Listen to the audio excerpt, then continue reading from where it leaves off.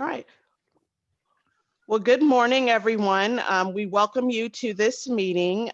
We are very fortunate that we have with us Chris Arroyo from the Los Angeles office of the State Council on Developmental Disabilities to talk to you today about IEP meetings, how they work, and how to get what you need, part one. There will be 3 additional trainings after this one. So we hope that you have already registered or can register for those sessions as well.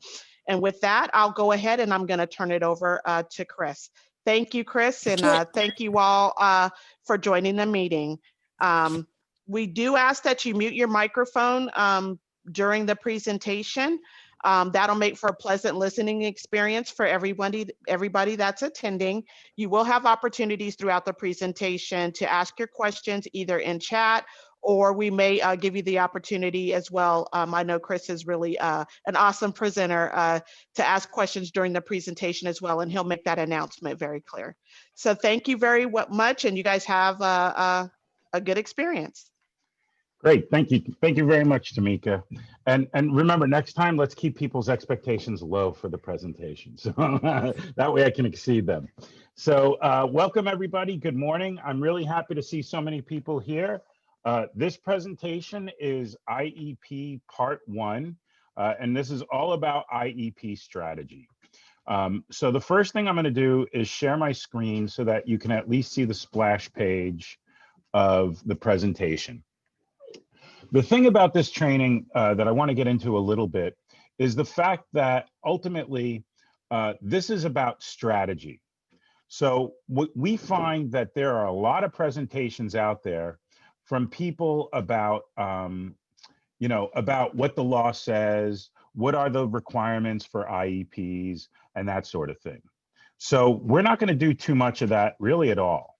What this presentation is going to be about is more about strategy and how to get the things that you need. And so what we're going to talk about specifically is how to ensure that you insert every piece of information that you need to be able to get the outcome that you're looking for. Okay, so that's what we're shooting for. We're shooting for the outcome. And so what we're doing is working backwards, because I know that in your IEP meetings, generally speaking, you're going to have a list of things that you want to get done. And so what we want to do is make sure that you create the foundation in order to make the request. So what I'm going to do later on at the end of the presentation, when everybody's here, is I'm going to put the presentation into the chat, and you'll be able to download the presentation and all the handouts that I'm about to go over real quick. So I'm going to have some additional handouts for you. So the first thing is I'm going to have this booklet available for you called IEP Strategy, Understanding the Process So You Can Get What You Need. And this is basically a booklet that I'd written to inform people about the style and strategy that can be adopted in order to have better success. I also want to include Enough is Enough, which is an anti-bullying strategy handbook. So in this book, we have a number of strategies that people can use, both including IEP strategies and using other kinds of strategies that you can use to address bullying. And so we're going to drop, like I said, drop this in the chat for you later on. I've got another of other handouts, including this bell curve here for you. And I'm also going to go over a little bit with you some developmental milestones and talk about why that's important. So the presentation, again, is IEP Meetings Part 1. Today is going to be primarily about, it's primarily about the structure of the meeting and how to insert your information into the meeting and at the right times, and what kind of information and what does each part of the meeting mean. And the reason why we're covering it this way is because ultimately, we found that people need 2 ingredients for success at an IEP meeting. The first part is knowing how the meeting works, knowing what to expect and what's going on. The second part is knowing how to deal with the human factors at the table during the meeting itself. So communication style, attitude, all that kind of stuff. So part one's about the structure of the meeting, and part two is about your behavior at the meeting and how greatly it can impact the outcome. And what we do is we teach an advocacy style in part two, especially, that basically sets it up where you're either getting the outcome that you want, or you're creating a set of circumstances that allows you to more or less conduct a successful appeal later on. And we'll get into that. We're going to talk a little bit about that now. So the first thing I want to get into is your options at an IEP meeting. And the reason why I want to get into this now is because inevitably the questions that you have are going to be, you're going to be asking questions, and inevitably the options that are available to you are right here on the next two slides. These two slides are the only slides where I would recommend you take notes. Virtually every other slide, we're going to have all the information that you need up on screen for you. And so you won't need to take a lot of notes. But these first two slides, you'll need them. Now, if you plan on attending part two, I'm going to be going over these same two slides. So if you find yourself scrambling for a pen and paper right now, that's absolutely fine. Don't worry about it. I'm going to be going over this in part two if you plan on attending. Okay, so the first option is schmoozing. Okay, now normally I would ask people, who here knows what schmoozing is, and a percentage of people would raise their hands. The thing about schmoozing is that it's basically getting things done with a wink and a handshake. So it's strictly getting things done in a very friendly way, and it's getting it done informally. There's no paperwork, there's no letters to back up your communication with people. It's just getting it done with a wink and a handshake. The thing about this option is it requires trust. So if you don't feel like you have trust or that people follow through on their word with you, then what happens is this option really is not an option for you. Okay. So again, this is getting things done with a wink and a handshake, doing it informally. You're not going to write a letter afterwards to confirm the communication. This is intended to be off the radar. So again, this requires trust. The other thing is IEP meetings. So IEP meetings are typically used way too frequently as a strategy by families. So most of you probably know that you have the right to ask for an IEP meeting anytime, and the school district must have the meeting within 30 days of your request. We generally recommend that these requests are made in writing. They can be done verbally, but we strongly recommend that they be done in writing. An IEP meeting is a great time to ask for a new service. It's not a good time, or even to tweak existing services. But an IEP meeting is not a good time to demand or request, why is the service not being presented? A lot of people find that the service isn't being presented the way it's written in the IEP, or it's at a smaller extent, lesser frequency, and they call an IEP meeting. And then what happens is they go to the IEP and somehow they don't get the thing that they're looking for, and they find out that, or they become amazed that they learned a service was cut during the IEP meeting. This is a frequent experience for the people we work with. And so our recommendation is don't use an IEP for a service that's not being provided to you. Okay, that's what state compliance complaints are for, which I'll talk about in a second. But IEP meetings are best called when you're asking for a new service or you need a change in services. Okay, state compliance complaint. This is a process where you're making an allegation that the school district is failing to do their job, that essentially they're just not doing their job. Now, whether that job is to provide a free, appropriate public education, a FAPE, or if that job is in the IEP, it says that your child is going to get a service 3 times a week for a half an hour each time, and it's not being provided to your child. That's an allegation that they're not following the law, because the law says that the school district must provide services in accordance with the IEP. They have to follow the IEP. So if the service is in your IEP, it's not being provided, the district would be in violation of the law. And by the way, when I use the term district or school or anything like that, I'm talking about everybody who's educating your child. So when I say school district, it could include charter schools, all that stuff. The generic term you may hear, I may fall into without thinking about it, is local educational agency. But that just means school district, charter schools, magnet schools, all that kind of stuff. So a state compliance complaint, again, best use, it's for a complaint, an allegation that the district isn't following the law. So the two most common, district isn't following the IEP as written, or the district is failing to meet the timelines for evaluations. A lot of folks were told, we're going to get into evaluations in great detail later, but at the start of the pandemic, a lot of deadlines were waived, things were changed around for that. But since that time, decisions have been issued and guidances have been issued by the Department of Education, the California Department of Education, which we call CDE. CDE has issued guidances saying no more. The evaluation process must move as described in the law. There's no more exception because of the pandemic. Due process. Due process is another option available to families. And it's basically any time you want to resolve a disagreement about the IEP or to make an allegation that the school district is not essentially educating your child, that your child's not getting a benefit from their education. It's basically, we say, failure to provide FAPE, a free, appropriate public education. So due process is basically an appeal. We do recommend for school district cases that people get an attorney for this, a special ed attorney.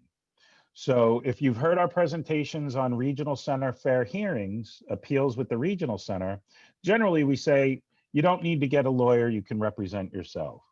For school district issues, for special education due process cases, we strongly recommend that people do get a special ed attorney. Now, a lot of people freak out because they say, well, hey, I don't got a lot of money, so telling me to go get a lawyer, it's not really an option for me. Here's the thing, and this is the reason why it is an option. Excuse me. The reason why it is an option is because if you've got a good case, if you've got good documentation, you've got good evidence, you will be able to find an attorney to represent you. And the reason why is because if you win your case, your lawyer can claim their fees from the district. Okay, so let me put that in other terms. If you get a lawyer and you have a great case, they may say, look, I don't care how much money's in your bank account. I understand you have no money at all. I get it. You cannot afford my fees. But if we win our case, the district has to reimburse me my fees and they have to pay, which means if you pay money to your attorney and you win, the district's going to pay that money back to your attorney and your attorney will return your money to you. If you pay no money to your attorney and you win, your attorney will be able to claim their fees from the district. So this is why not having a lot of money in your bank account is not a barrier to getting an attorney. But if you fail to prepare your case appropriately, if you seem to be a high maintenance client that someone doesn't want to work with, then you're going to have a hard time getting an attorney. So all of the strategies that we're talking about in today in part 1 and in part 2 are strategies that will prepare you very well for an attorney. And that's a very big part of our strategy because we know without that ability to get free representation, it is a huge barrier for a lot of families. Okay. By the way, I will be checking with the end of each section. I will be looking at the chat for questions, and I'll do my best to incorporate answers to those questions. But I'm going to be focusing more on getting through the presentation, and then I'll get to the questions we don't get to at the end. OCR complaints. OCR stands for the Office of Civil Rights, and this is a federal department. All departments, I shouldn't say all, but many federal departments have within it an Office of Civil Rights. So like the Federal Department of Transportation has an Office of Civil Rights. The Federal Department of Education has an Office of Civil Rights. And they're there to investigate claims of discrimination. So the bottom line is with OCR complaints, it's a claim that your child is being discriminated against on one of the protected classes, race, religion, sexual orientation, gender, all that kind of stuff. But included in that is disability. The most common kind of OCR complaint that I hear people needing to make is when the school does a field trip into the community and you get told as the parent, sorry, you're going to have to keep your child at home because they have too many behaviors. We can't manage your child out in the community. Sorry, we can't do it. Well, that's discrimination on the basis of disability. If they're going to do a field trip for everybody, it needs to be for everybody. And there need to be appropriate supports so all children can be included in that. Now, the thing about an OCR complaint is it's simply a letter that you write to the Office of Civil Rights and you make the allegation that your child has been discriminated against on the basis of their disability. You outline the story, you tell them what happened, and then they investigate. The thing about this is the soonest we've heard about an investigation is like 2 months. If there's a field trip happening in 2 weeks and you get told 3 days before your child needs to, 3 days before the trip that your child is going to have to stay at home, then you're not going to get a resolution before the trip. Okay, your child's not going to be able to go. But what this does is with an investigation, OCR can require the district to train all their staff. They can be monitored to ensure that they don't do this problem again. So understand it's not for an immediate fix, but it will eventually fix the problem, including up to and including trainings for all the staff to avoid this stuff from happening in the future.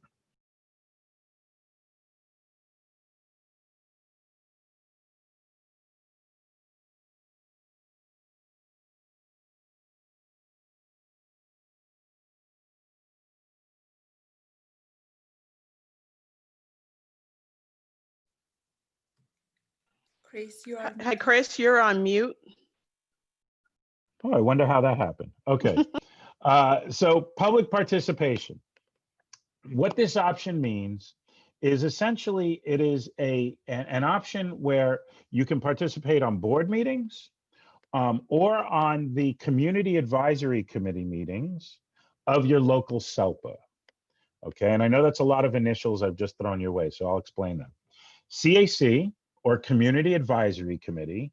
Anytime you hear AC in the initials of a committee, it's almost always going to be advisory committee.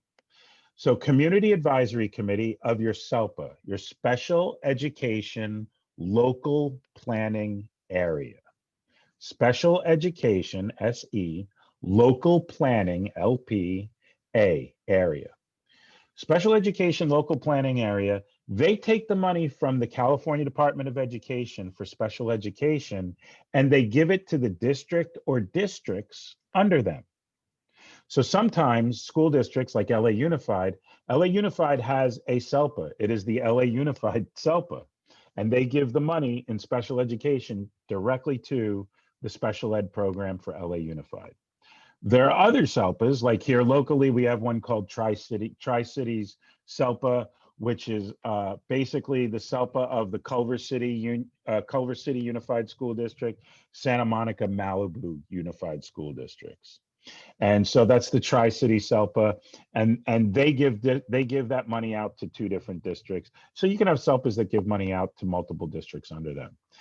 They have community advisory committee meetings. Your Board of Education has public open meetings. Those meetings, anyone can go and testify. Now, the thing about testifying at these presentations is that you want to remember the angle for them, for the people, whether it's the advisory committee or the Board of Education, is they're looking at how the machine functions. How is the machine working? They want to know that there's an option for every problem. Their angle is to make sure the system is working. So if you go and complain about, oh, we had a disagreement about my IEP, nobody's going to care because ultimately they're going to say, Well, there's an option for that. There's due process. You can appeal those disagreements with the district. Fine. So what you've got to do is describe your problem in terms of a systemic problem, that there's no rule to cover the problem you had, or that there's a failure of oversight. That's my favorite, failure of oversight. So as an example of that, what I would say is, let's say the district did an evaluation that you completely disagree with. You feel that the district was done in an inferior way. It was really just a bad evaluation. Well, if you go to the Board of Education and you say, hey, look, they did a bad evaluation and that led to a bad IEP, they're going to go, well, sorry, but, our people are qualified, our psychologists have their licenses, all of our professionals, blah, blah, blah, blah, blah. Because there is a process in place. The law says that licensure has to be current and all that kind of stuff. They have to be qualified to do the evaluation, all that sort of thing. Well, thing about but if you go to the meeting and instead you say, hey, look, my evaluation was bad, and let me tell you why I think this is a systemic problem.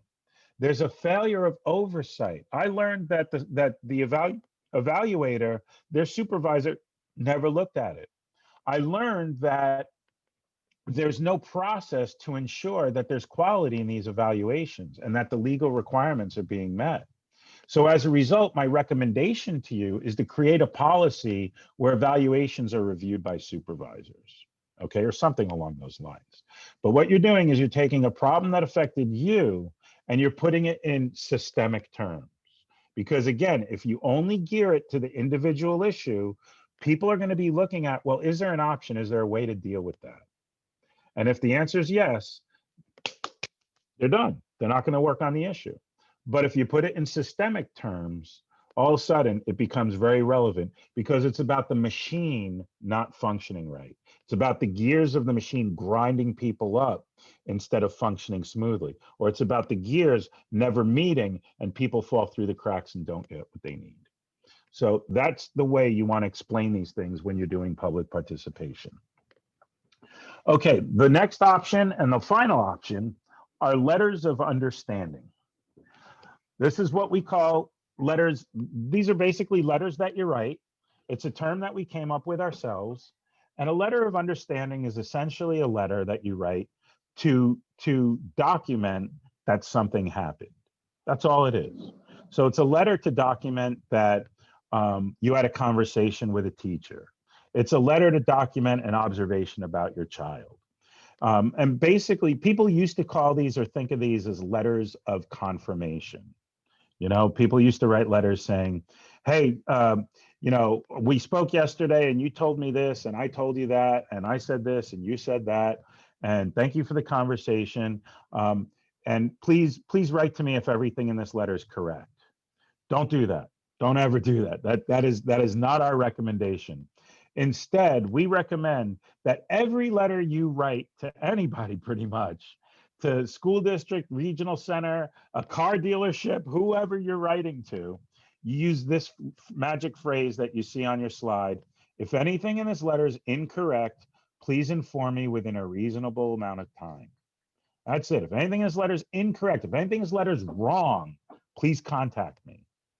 And the reason why you want to phrase it this way is because if people don't respond to your letter, which is a common issue we hear from people, many people tell us they request to be contacted and they never get contacted. So we figure let's make that work for you. So if they don't contact you, there's an assumption that everything in the letter is correct.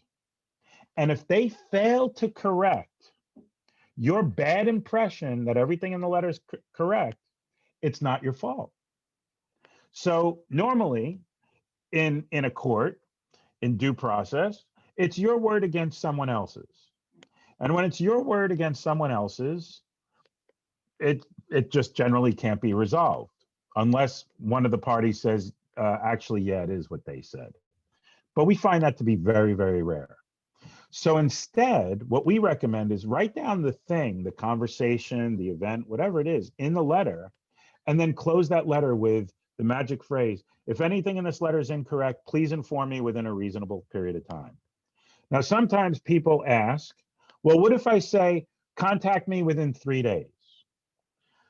There's a few reasons why we don't recommend this. Number one is there's no legal requirement for how many days they have to respond to you. So whether it's 3 days, a week, 2 weeks, it doesn't matter. The law doesn't say anything about it.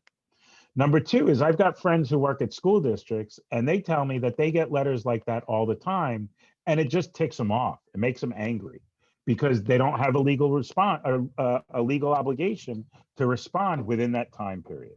So it just ticks them off. So for human factors, making people angry, and for realistic factors, there's nothing in the law about it. We recommend just saying a reasonable amount of time. Now, the thing is if you're writing a letter about your child who's eating inedible objects off the playground, they're eating broken glass, a reasonable amount of time is within, 24, maybe 48 hours.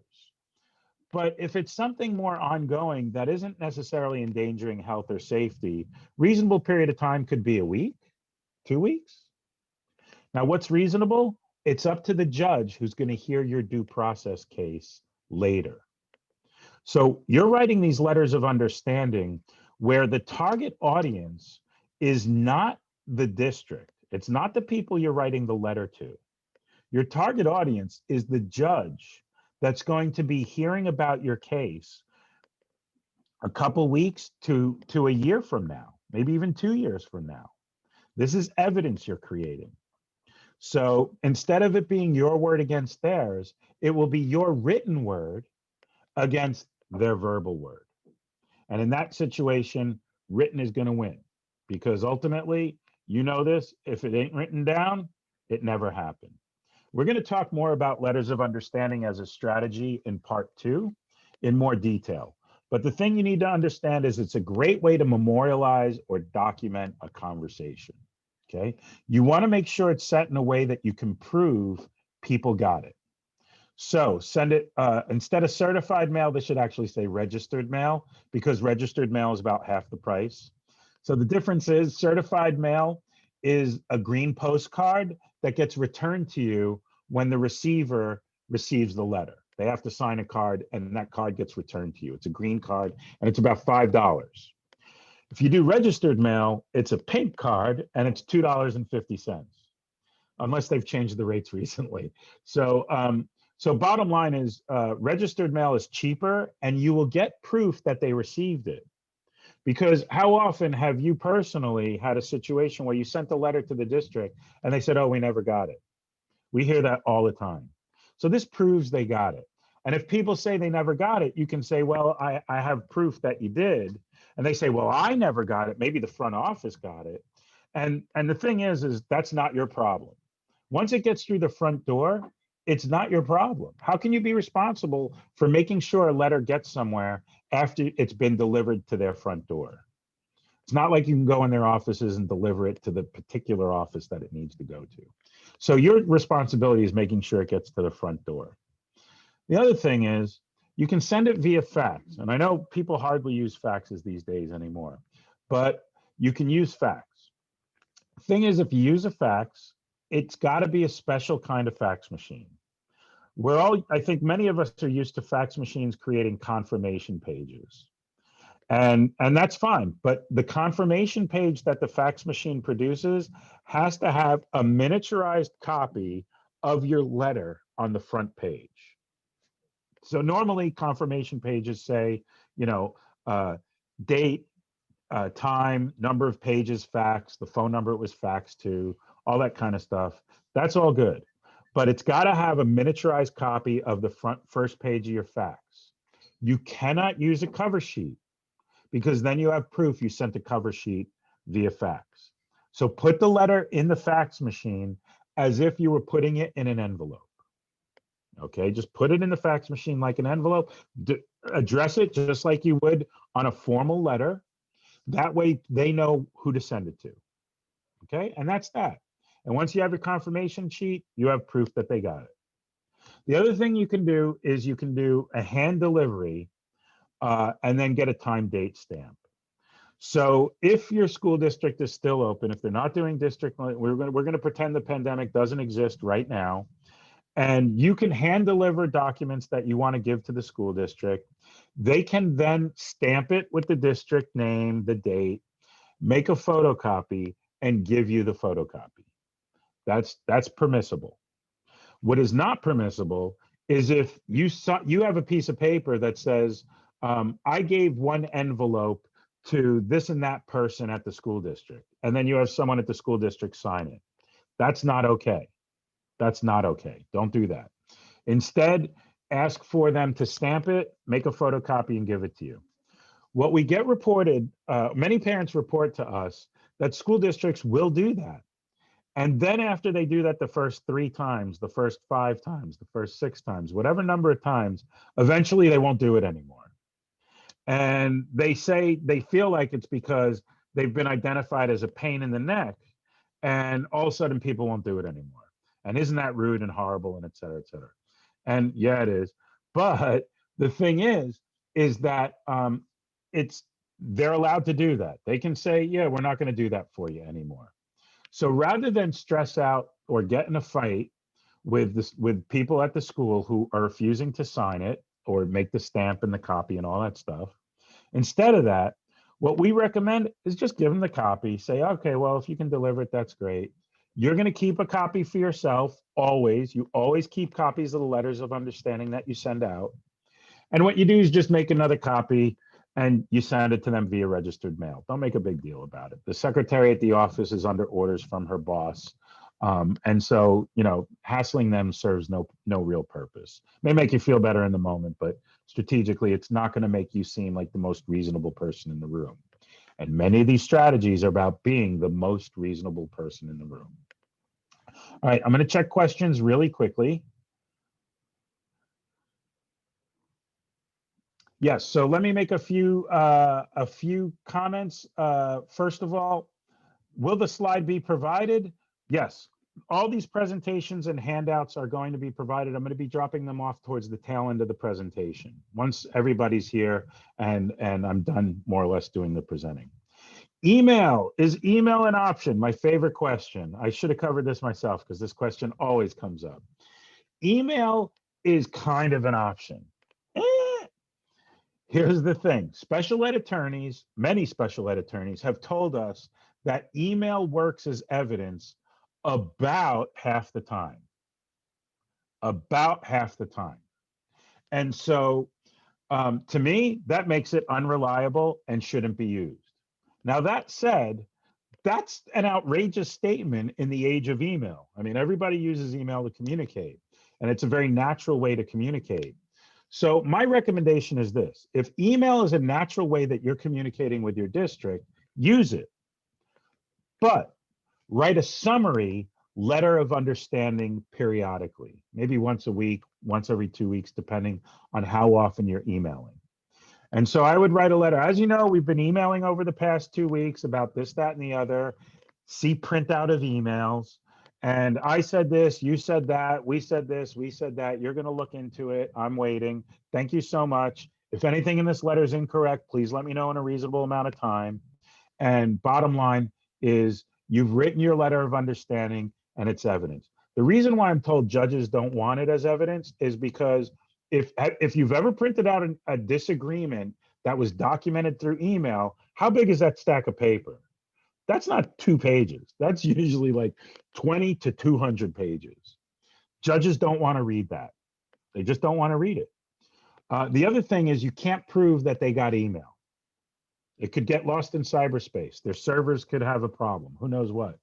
But emails get lost. So right away, people say, well, what if they respond to my email? And you can see my email at the bottom, and then I have proof that they got it. Ha. Well, number one, they're not always going to respond. Number two, they may absolutely be able to respond and let you know, but they may not respond at all.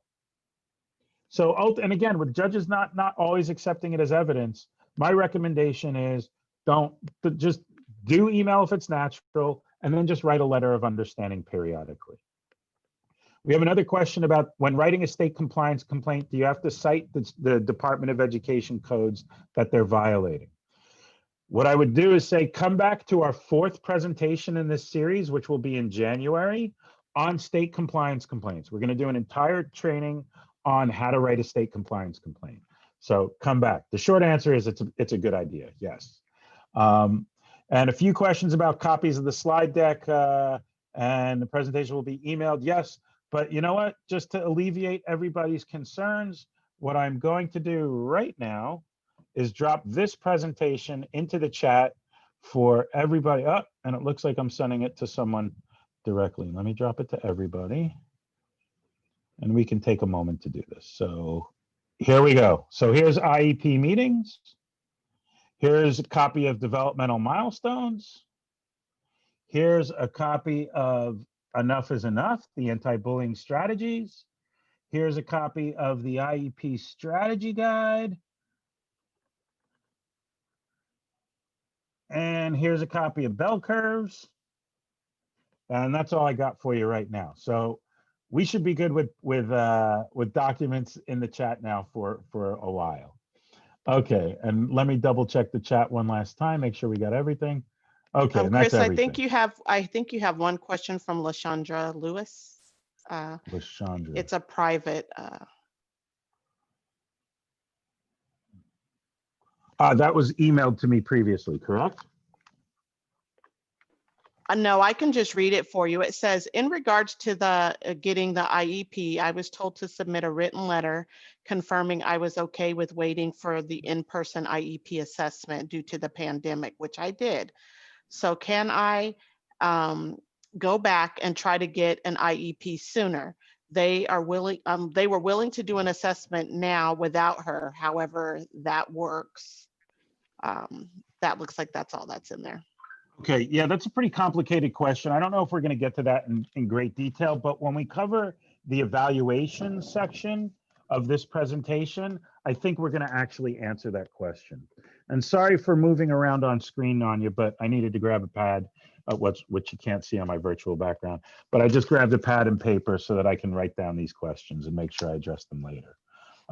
So I will ask LaShondra to repeat that question or type it into the chat where I can read it. For some reason, I can't find it. And what I will do is make sure we answer that along the way during the save my part phone. on evaluation. I don't answer because when I'm on Zoom on my phone, for some reason, sometimes when I answer, then the audio goes bad, you know? Yeah, we hear everything you're saying on the telephone call right now. If you can mute yourself, that would be great. All right. So, all right, so let's move on. Let me return to the shared screen. Okay, so now we're going to move on to, eventually, there we go. State, okay, a little joke about state compliance complaints. Okay, some important things to remember. We're going to cover these very quickly because we're going to cover these in more detail in part 2 next week. But remember, getting services through the IEP is a deficit-driven process. You may have heard about person-centered planning. That doesn't exist right now under the law for special education. Right now, to get services, one has to basically say, my kid can't do something, and they need to be able to do it. So we need to set a goal so that they can do it, and we need to give services to make sure that they can learn how to do it. So everything's deficit-based. You're gonna have to talk about your child in negative terms. And this is horrible. This is horrible. We know how difficult that is. We know that oftentimes, always, you're fighting the world to teach them that your children have capabilities. And yet here you are in special education and you have to talk about your child in negative terms. But this is the way it's constructed right now. Sometimes families unnecessarily demonize staff. I can't tell you how many times I've met with parents and talked with people and they said, yeah, these people at the school district, Hulk mad, I hate them. Okay, I get it. People get frustrated, people get angry. But remember, at a table, generally at an IEP table, there's usually at least one ally on your side, at least one, if not more. And so just remember that generally speaking, people want to work with kids because they enjoy it, because they love seeing the light of learning turn on in children's eyes. Generally, people don't want to work with kids because they want to mess kids up. So keep that in mind.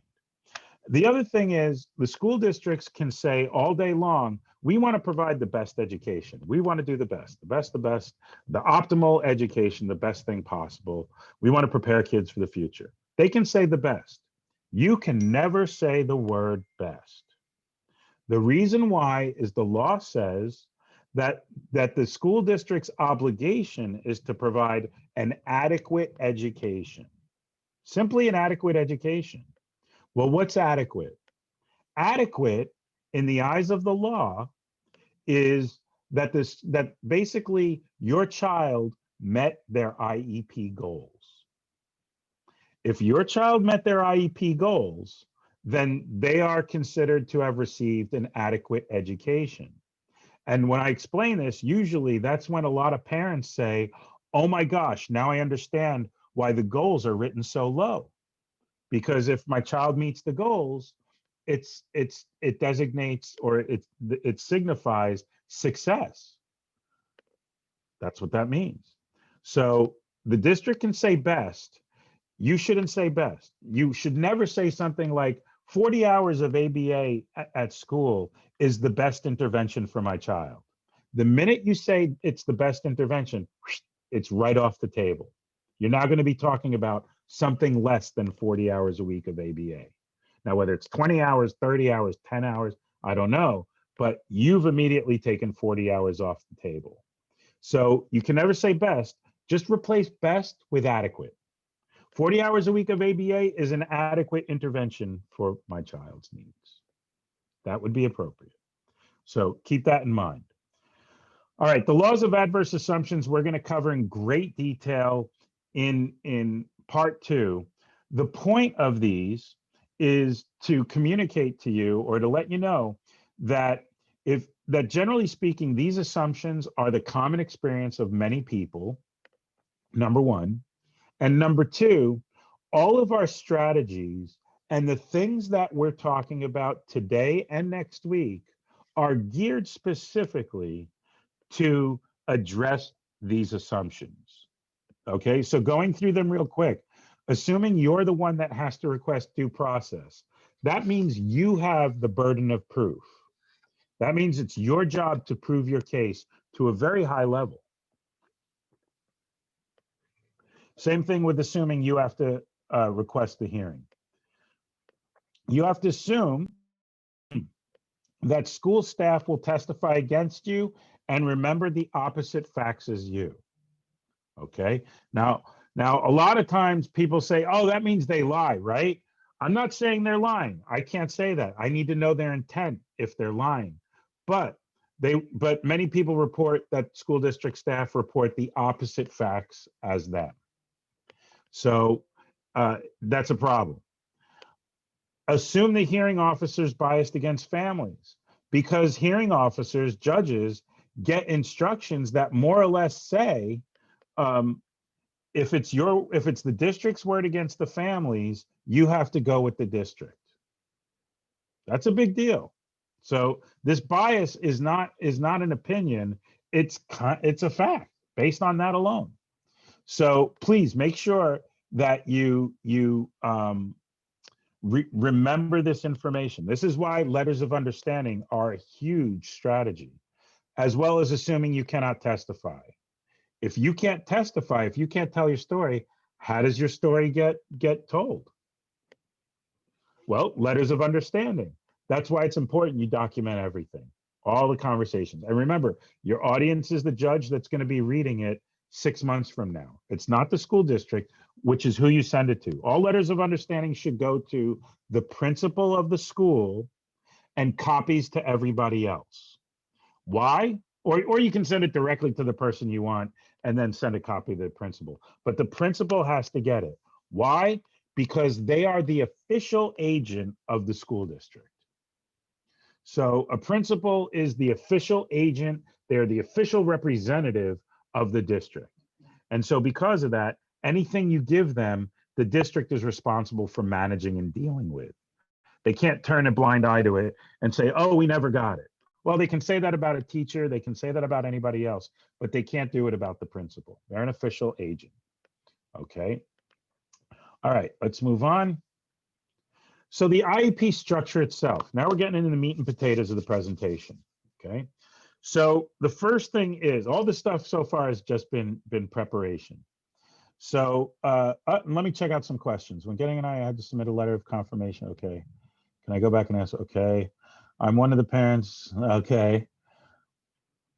Okay, so sent to me directly that says, I'm one of the parents that bring out the beast.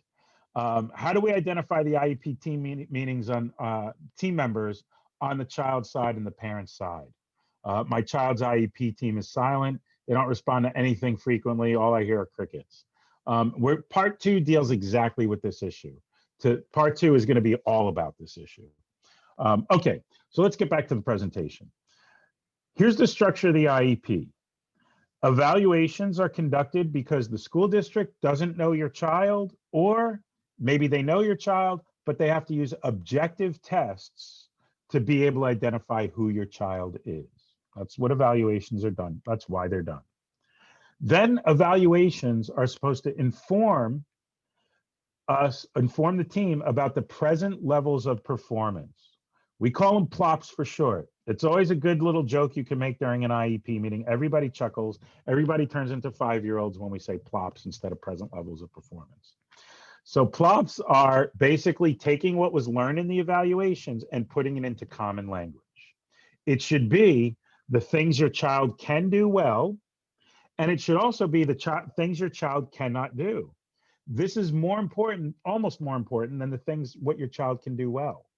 Because remember, this is a deficit-driven process. To get services, you have to talk about the things your child cannot do. So the present levels of performance should describe the things your kid cannot do, as well as the things they do well, like strengths, okay? Goals and objectives are the goals that we write to basically ensure your child can learn the thing that they can't do right now, okay? And they should be set for 1 year from now, okay? And we're going to go into detail about each of these sections. Accommodations and modifications are changes in how your child learns or gives out information, changes in how your child learns or gives information, or they're changes in what information your child is learning and what information your child is required to give back to show understanding. Okay, and we're going to talk about this in detail later. Services. Services are the things that are provided in order to make sure your child can meet the IEP goal. So if you don't have a goal about speech therapy, there's no services for speech therapy. You got to have a goal to hang the service on. It should be a very logical progression for my child can't do something, we can write a goal for it, and we'll provide a service for that goal to make sure my child can meet it, okay? Placement. Placement is sort of the combination of the services, the accommodations and modifications that your child receives. Placement also doesn't only include a physical location like a kind of classroom, but it also includes materials, equipment, and even training of the teachers. Okay, so, and the training of the teachers can also be included under accommodations and modifications as well. And each step more or less leads to the next. Not precisely, but close enough. Evaluations should tell us what the plops say. The things that your child cannot do in the plops should be goals in the IEP. The accommodations and modifications are frequently based on the things your child can do well, which is identified in the evaluations. And the services are based on the goals. So we have a logical progression from evaluations to present levels of performance to goals to services. Accommodations and modifications come from the evaluations generally. And placement, like I said before, is sort of the combination of the services and the accommodations and modifications, more or less. Okay, moving on. A lot of parents go through this process backwards. Okay, a lot of families sit there, they go, okay, I have an IEP meeting coming up, and if you've done this, then I understand. Usually, the majority of a training class has done this, where you sit there and you go, okay, look, I didn't get what I needed at the last IEP. I'm really looking for some specific things at this next IEP. So I'm going to make a list. I'm going to make a list. I'm going to have a half an hour of speech therapy that I'm going to try and get. We're going to try and get an hour of physical therapy. We're going to try and get 45 minutes a week of OT. And we're going to try and get blah, blah, blah. And you make your list. Then you go to the meeting and everyone's talking about evaluations. You're falling asleep. Everyone's talking about goals and how your child didn't meet goals from last year. Or maybe they met the goals. And now, we're going to make some new goals and we're going to update it and all that stuff. And then you get to the services and you go, okay, whoa, hold on, everybody. Hold on. I got a list. We got to get through this list because these are the services that my child needs. And then you ask for those services. And then frequently you don't get what you're looking for. And a lot of times it's because some families tell us that they feel like it's because the answer was no before they even got started. So there's that. I want to acknowledge that. The second thing is a lot of people get told no, and it might be because they don't have the foundation earlier in the meeting. Because remember, if every step leads to the next, more or less, if you are silent throughout all parts of the meeting, and then during the services you speak up, you're not creating the foundation that's needed to get to the outcome you're looking for. So think of it as building a building. Your foundation are the evaluations. The next level up are the present levels of performance. And finally, at the top, you've got your services. And so if you're only asking for services and you're not helping build that foundation at the earlier stages, you're basically going to have an IEP that's deficient. It's going to be missing the foundation it needs to get to the place that you want to be, which is the services right at the top. Okay, so please keep that in mind as we talk about this presentation, is where you're going to insert this information. Now, the thing is, you are not doing this backwards. You aren't doing it backwards. You are evaluating your child on a daily basis. How often, I mean, we hear this from everybody that they're constantly evaluating their child. They're constantly looking at what their kid can and cannot do and setting goals for their child. So it's only natural that you say, I know exactly what services my child needs because you know this stuff so well. But because of the format of the IEP, because the school district doesn't know your child the way you do, the bottom line is you've got to talk about all those things that you do all the time, but don't think about. You've got to explain that and spit it out during the meeting. You've got to get that information out there.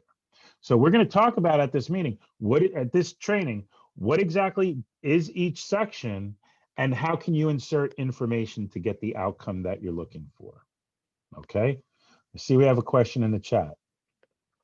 Okay, yeah, we'll get there. So the question was, is it recommended to have a list of services and request services throughout the IEP?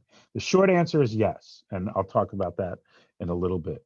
Now, the other thing I want to mention is nobody knows your child better than you. Sometimes parents tell us they get a little intimidated because people have fancy letters after their name. They have a doctorate, they have a PsyD, they have whatever, a master's, and they don't know the kinds of things that the professional knows.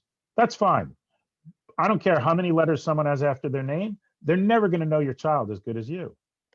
They're just not. You are the expert on your child. They are the experts on everything else, collectively, as a group.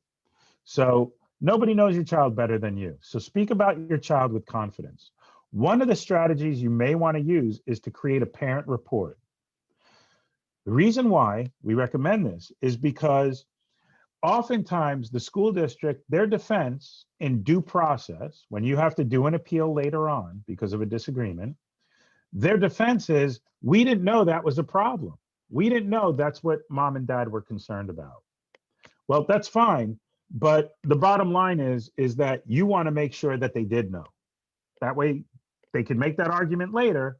But when you produce a parent report, you can prove that they were told. So what we recommend is write a parent report, write it just like an IEP, have an evaluation section, and you evaluate gross motor, fine motor, academics, reading, writing, math, all that stuff.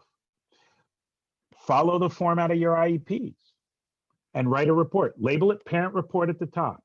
The reason why is the law says that the school district or the LEA, the local educational agency, must consider reports provided by the parent. So label it parent report. Now, what is consider? Immediately, the first question people ask is, well, what's consider? Consider is look it up in the dictionary. You think I'm joking? I'm not. Anytime the law uses specific language and you want to know what does it really mean and you're not sure, you go to the dictionary. So in my opinion, considered means they need to do more or less what they do for their own evaluations. If they read their own evaluations word for word, they should be reading your report word for word. If they do a quick summary, they should do a quick summary. But whatever they do, they need to at least talk about it. Now they can talk about it and say, you know what, we completely disagree. We're not going to follow anything in this. They can do that. What they cannot do, well, they can do that. They shouldn't do a report from the parent. We're not even going to look at this. No way. Goodbye. Nope, we're not looking at the report. If they do that, they're not following the law. So they can't do that. Now, when I say they can't do it, don't be surprised if they do it. And just remember, they're just not following the law. Anybody can do anything they want to do. Whether they're following the law is a different question. So keep that in mind. I got emailed a question last night in advance of this training, and someone said, can the district do, and then they outlined a whole bunch of actions. Yeah, the district can do whatever it wants to do. Whether they're following the law is a completely different question. So keep that in mind. Okay, we're going to talk about evaluations. I'm not going to get into super detail about this, only because we're going to be doing a separate training strictly on evaluations 2 weeks from today. I think it's December 16th. So we're going to be doing one just on evaluations. So the key things to remember is, number one, it's important to understand evaluations before the IEP. And what we have here is a link to an article about why this is true. So it's important to understand evals before the IEP. You got to know what they're going to say. There are a lot of legal requirements, 18 legal requirements, if I remember correctly. And you have the right to have evals done every year. Now, many families think, well, wait, it's only every 3 years. That's what the school district does. Yeah, but you have the right to do them every year. So the law says the district must do them at least once every 3 years, but you have the right to request them every year. Many families tell us that they feel the baselines aren't accurate. Well, how great would it be as if the baseline is an objective evaluation every single year? What do you want to have measuring your child's progress? Their progress on meeting or not meeting goals? Or an objective evaluation to tell you where your kid is performing every single year? So your preference, but I think you can see the benefits of one over the other. You can do them more often than annually when you and the school district are in agreement. So you can do them every 6 months if you want, but only if the district agrees. In our experience, it's rare for them to agree, but sometimes in some extenuating circumstances, they do. When you request an eval, the law says you can do it verbally, but if you do it verbally, there's no proof. So we recommend doing it in writing. Now, if you want to do it verbally and then follow up with a letter of understanding, as you know, yesterday when I met with you, I requested an evaluation in the area of psychoeducational, gross motor, physical therapy, et cetera. If anything in this letter is incorrect, please let me know in a reasonable amount of time, and then send it to them in a way you can prove that they got it. Okay, so that way there's no doubt about your request and when it was made. Okay, ensure it's delivered in a way that you can prove they got it. Understand that there's a possible negative impact of certified mail, and there's an article on Wrights Law about that, so you can pull this article up and read about it yourself. And again, I've dropped a presentation in the chat so you can pull up these links and use them yourself. And bottom line is you want to make sure that essentially you read this and understand the content. Just got a question. and it seems like it might be appropriate to answer it now. Most districts do not want to do a psychoeducational assessment for I'm going to assume that's 3-year IEP review. What's the option for a parent? Well, you can do a state compliance complaint. The law says they have to fully evaluate child in all suspected areas of disability at least once every 3 years. And so if they refuse to do it at least every 3 years, they're in violation of the law, and a state compliance complaint may be the best option. However, if there are other problems in your case, due process may be the best option. So we'll talk a little bit more about that in part 2. But the bottom line is the option is document the refusal in a letter. As you know, we spoke today and you told me that you are refusing to do a psychoeducational assessment for my child, despite the fact that it's been at least 3 years since the last one.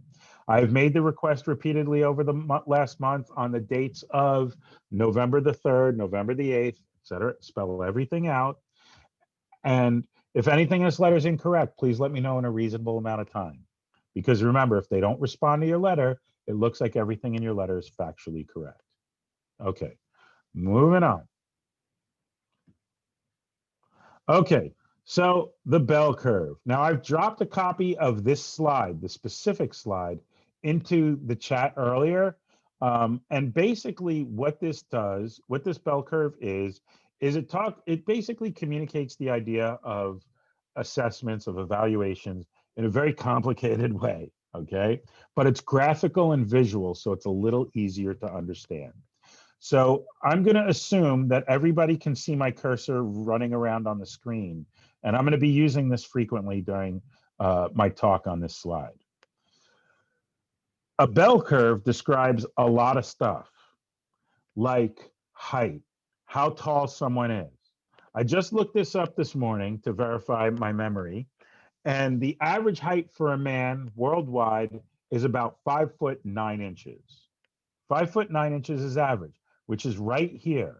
What makes it average? The fact that the greatest number of people, so that's what the height on the curve means, the greatest number of people are more or less the same height.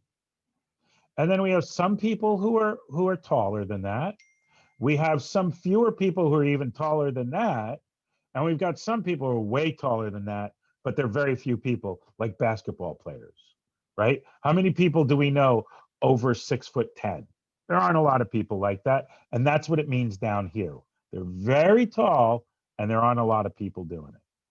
Same here. We have some people who are shorter than average. We have some fewer people who are much shorter than average. And then we have some fewer people who are little people, people with a diagnosis like dwarfism. Very, very few people relative to the entire population, okay? So this describes things like height really well. It doesn't describe some things well, like traffic and time of day, right? If we map out traffic kind of, well, in LA anyway, so if you're in a different area, maybe it's different for you. But in Los Angeles, traffic at about 5 in the morning gets a little higher. And then at about 6, 7 in the morning, it gets a bit higher. And then around 8 in the morning, it's really high. And it stays all the way up there until about 2 o'clock. And then it spikes even higher a little later than that around rush hour at 5 o'clock. And then finally it drops off at maybe 11 o'clock or midnight or even 1 in the morning. Okay, so that doesn't describe, this chart won't describe that very well. Traffic is kind of high all the time. It goes even higher. So it looks maybe like a camel with 2 humps for earlier in the day and later in the day. Doesn't describe everything. Now, here's the thing. Evaluators, evaluation companies, what they do is they design their evaluation so that when they look at all the results of the people who take the test, it looks like this bell curve. They intentionally design it so some questions are really hard for people to answer. And so only a few people will get it right way over here on the right side of the curve. Only a few people will get it right. They also design questions where only a few people will get them wrong. They make them real easy. Only a few people will get it wrong. And then they want to make it where most of the kids who take the test score in some average range here. Okay, so they artificially design the evaluation so that the results look like this. Okay, now, excuse me, I'm going to mute myself while I clear my throat.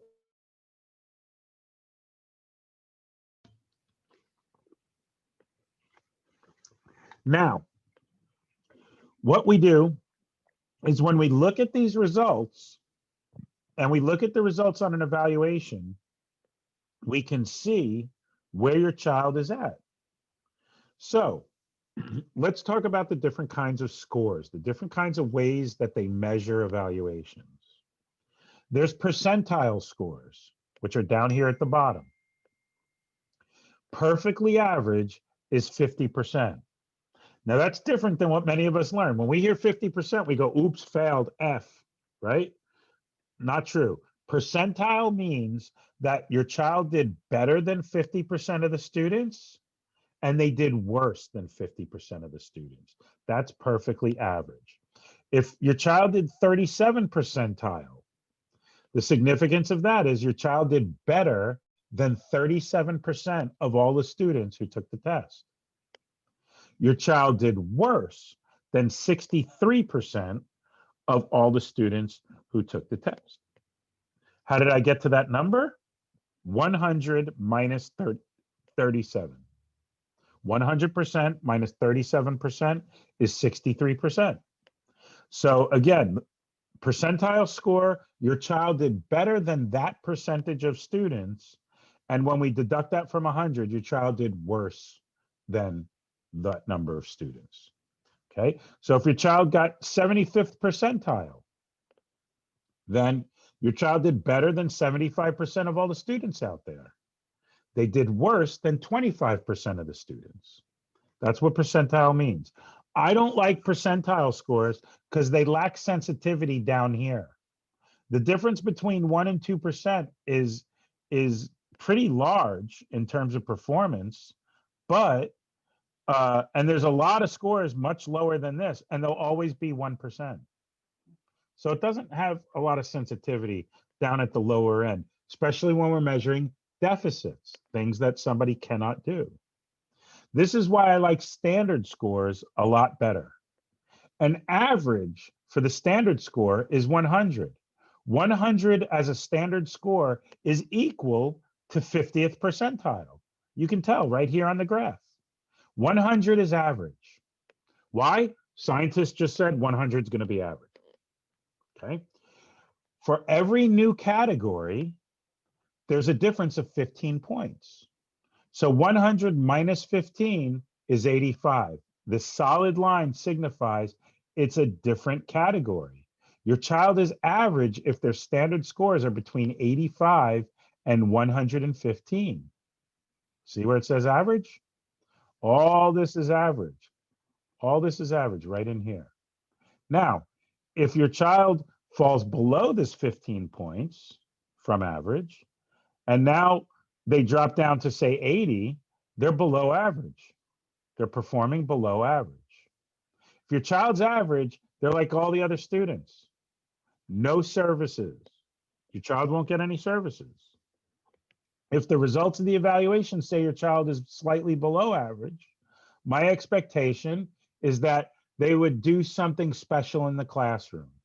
Maybe a half an hour of a therapy a week. Maybe.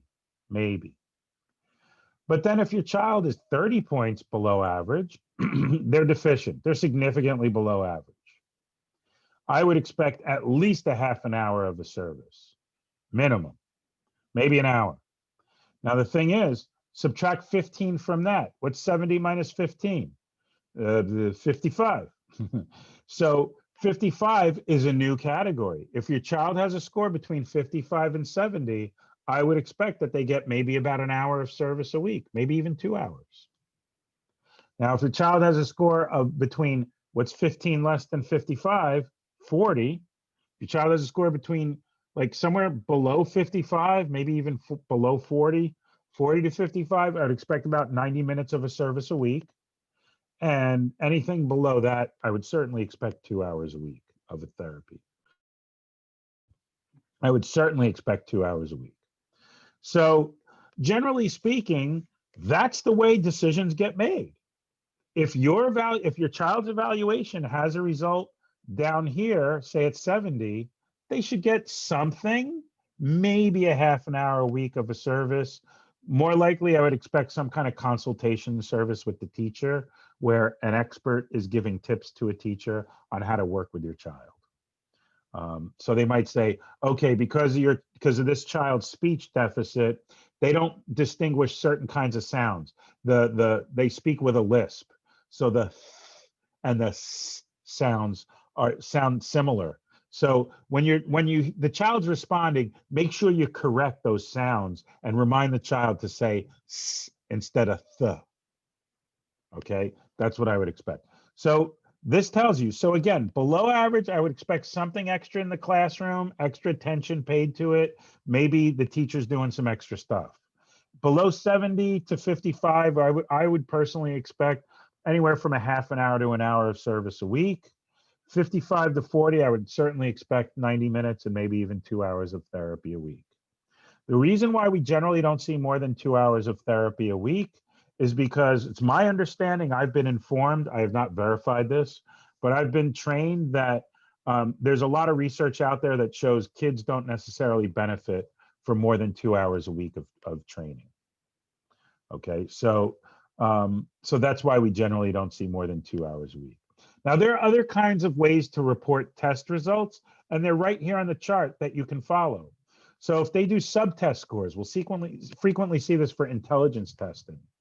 There's a lot of subtests, or even motor testing. When we look at physical capabilities for gross motor, fine motor, there's a lot of different sub areas, hand-eye coordination, that kind of stuff.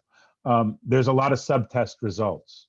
Well, 10 is the average, and it's 3 points is a new category. 10 minus 3 is 7, minus 3 is 4, minus 3 is 1. You can see these things lack sensitivity below a certain point. So that's why I like standard scores the best. And then T and Z scores are rarely used, but occasionally they are. I mean, actually, not even occasionally. They're rarely used, period. I've seen them. I've probably reviewed a couple hundred evaluations in my career, and I think I've seen T scores maybe a half dozen times. It's very rare, at least in my experience. Maybe it's more commonly used in certain districts, certain psychologists, certain evaluators, but in my experience, it's very rare. So that's the basics of understanding where your child falls and what kind of services they should get as a result of those results. Okay, I'll come up with another way of saying that next time. This is another chart that describes how to translate the scores amongst each other. And again, you can see that 10, 100, 100, 10, and 50. It's just this in a different form. It's the same thing as the bell curve, but in a different form. So you have access to this, and you can check it out.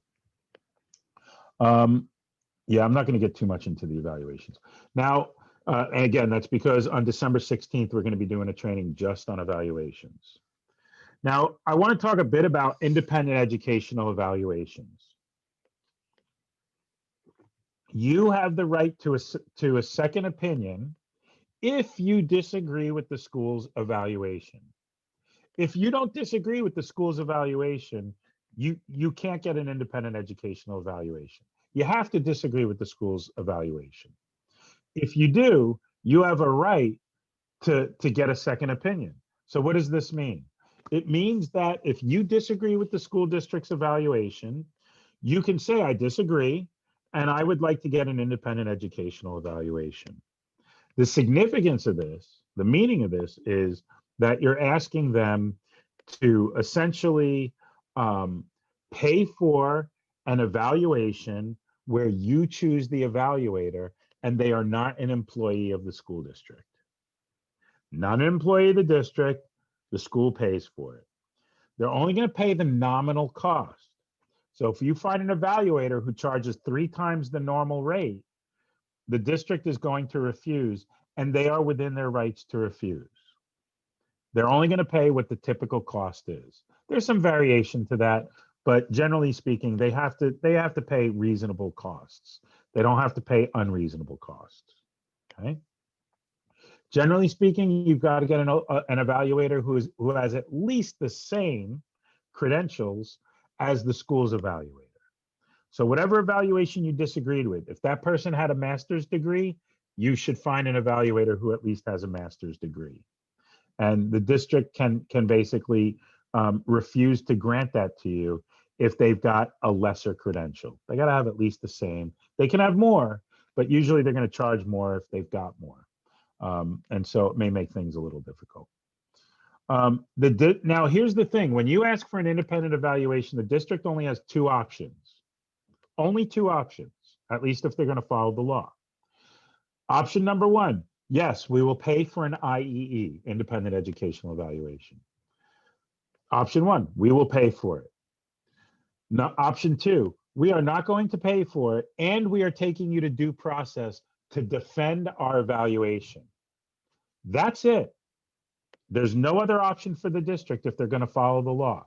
Now, if they're not going to follow the law, they can do anything they want to do.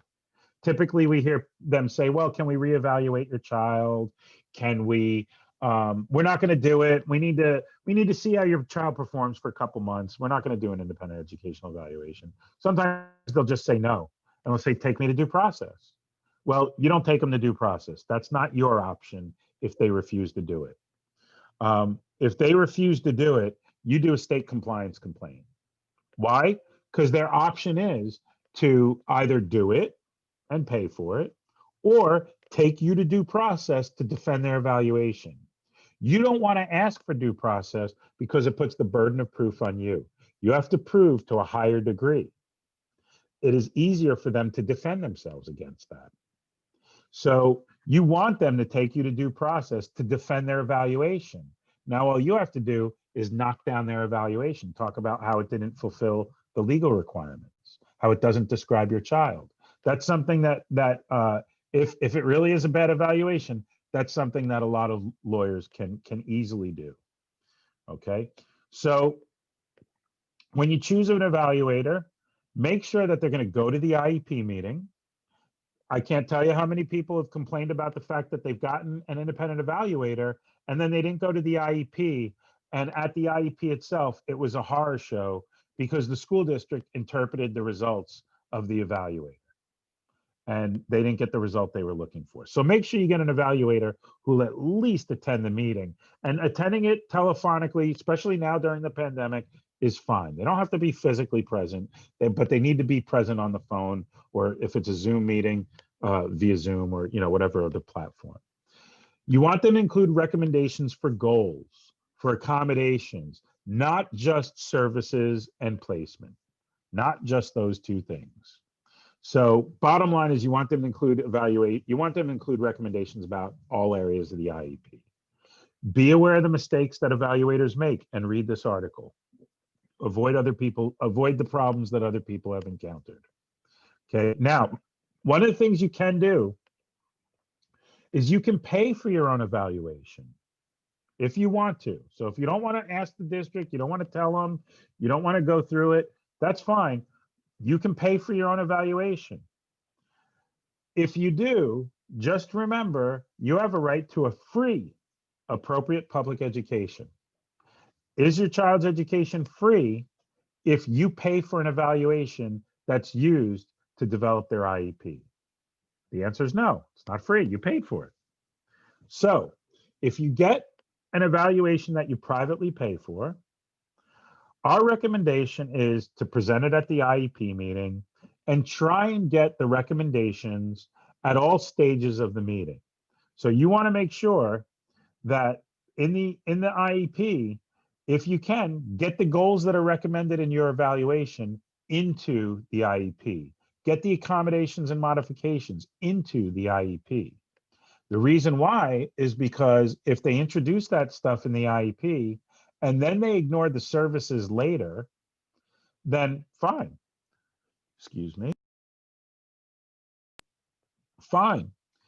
If they don't put the services in, that's okay. But then you've got the foundation in the evaluations, in the plops, in the goals, in the accommodations and modifications, and then you don't have it in the services. The IEP won't logically flow. You've got the foundation everywhere, but then the conclusion is lacking.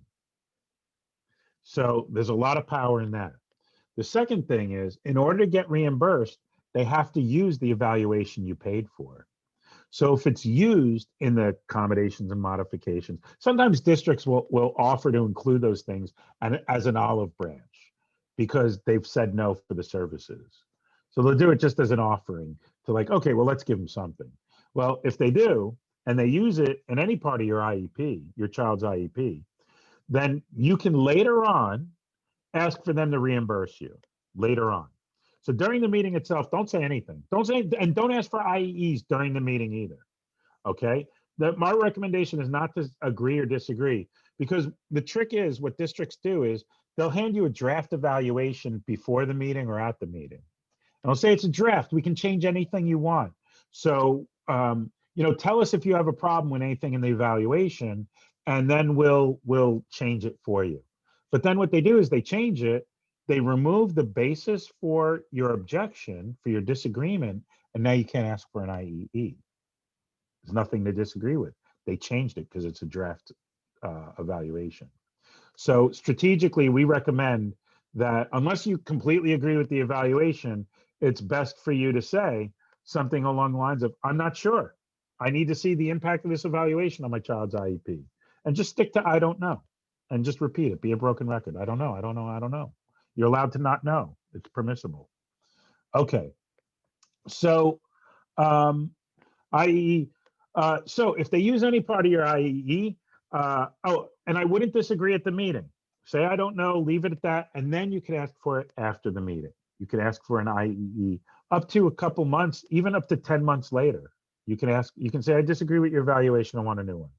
Now, the closer it is to a year, the harder it is going to be to get an IEE.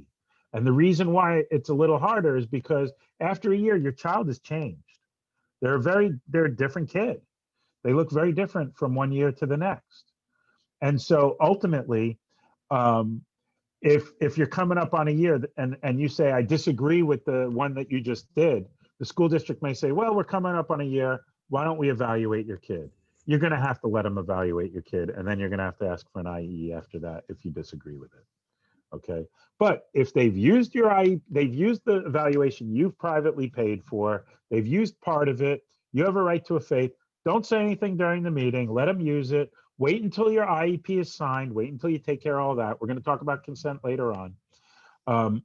And when everything is said and done, you've got your final copy of the IEP in your hands. Everything's in writing. Signatures are done.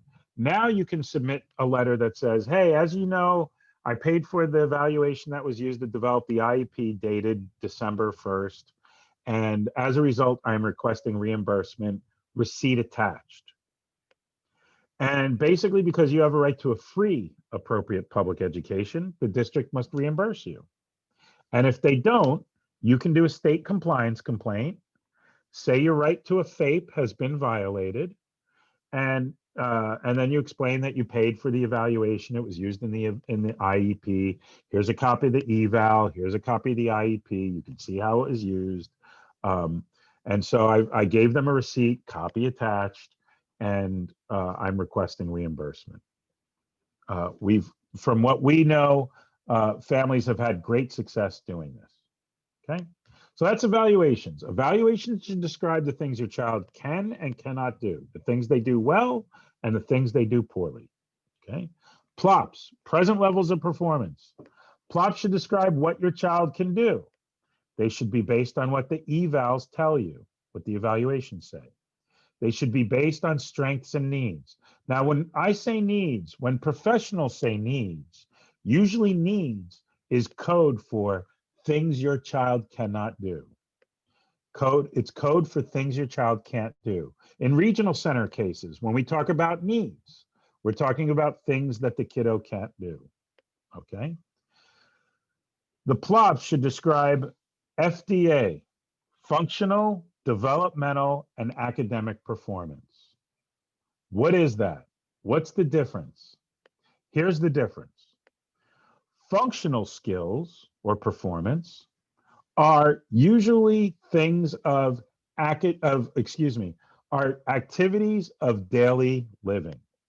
It's things that people do every day. Getting dressed, getting bathed, using the bathroom. Functional is eating, being able to eat and swallow and making sure liquids go down the correct pipe into the child's stomach instead of into their lungs, no aspiration, right? Functional is things of daily living, eating, drinking, all that life stuff. Developmental stuff are things a kid can do at a certain age. There's an expectation that children should be able to button buttons by age 5. Before age 5, we have no expectation about kids being able to do buttons. Now, if they can do a button before that, great. If they can't, it's sort of an expectation because at a certain age, we expect kids to be able to do certain things. Going upstairs, kids when they're real young go upstairs one at a time, right? Both feet go on the same step. However, when they get older, usually around age 5, they take alternating steps. They figured out how to work their bodies. Their muscles are a bit stronger. They can put their body weight with one foot on one step. So bottom line is developmental stuff are things we expect by a certain age. This is part of the reason why I've included developmental milestones. And I dropped this into the chat earlier. So developmental milestones, this is a document we developed that says what should kids be able to do by certain ages. So when we look at the emotional, let's look at here, I'm just going to scroll forward and pick something random. So we have, now I'm going to the start of the section here. At age 3, it's our expectations that kids can control crayons and pencils with their fingers instead of their hands. So maybe instead of using a grip like this, they're using a grip more like this. They're going to imitate drawings, horizontal, circular, vertical lines. They can build towers with at least 8 blocks. So these are just things we expect kids to be able to do. They're going to ask many questions. No shock to anybody with a child who's 3 years old, right? So all these things are things they can do. The reason why I provided you with the developmental milestones here is for a couple reasons. Number one is sometimes school districts say to families, oh, that skill's too advanced for a child.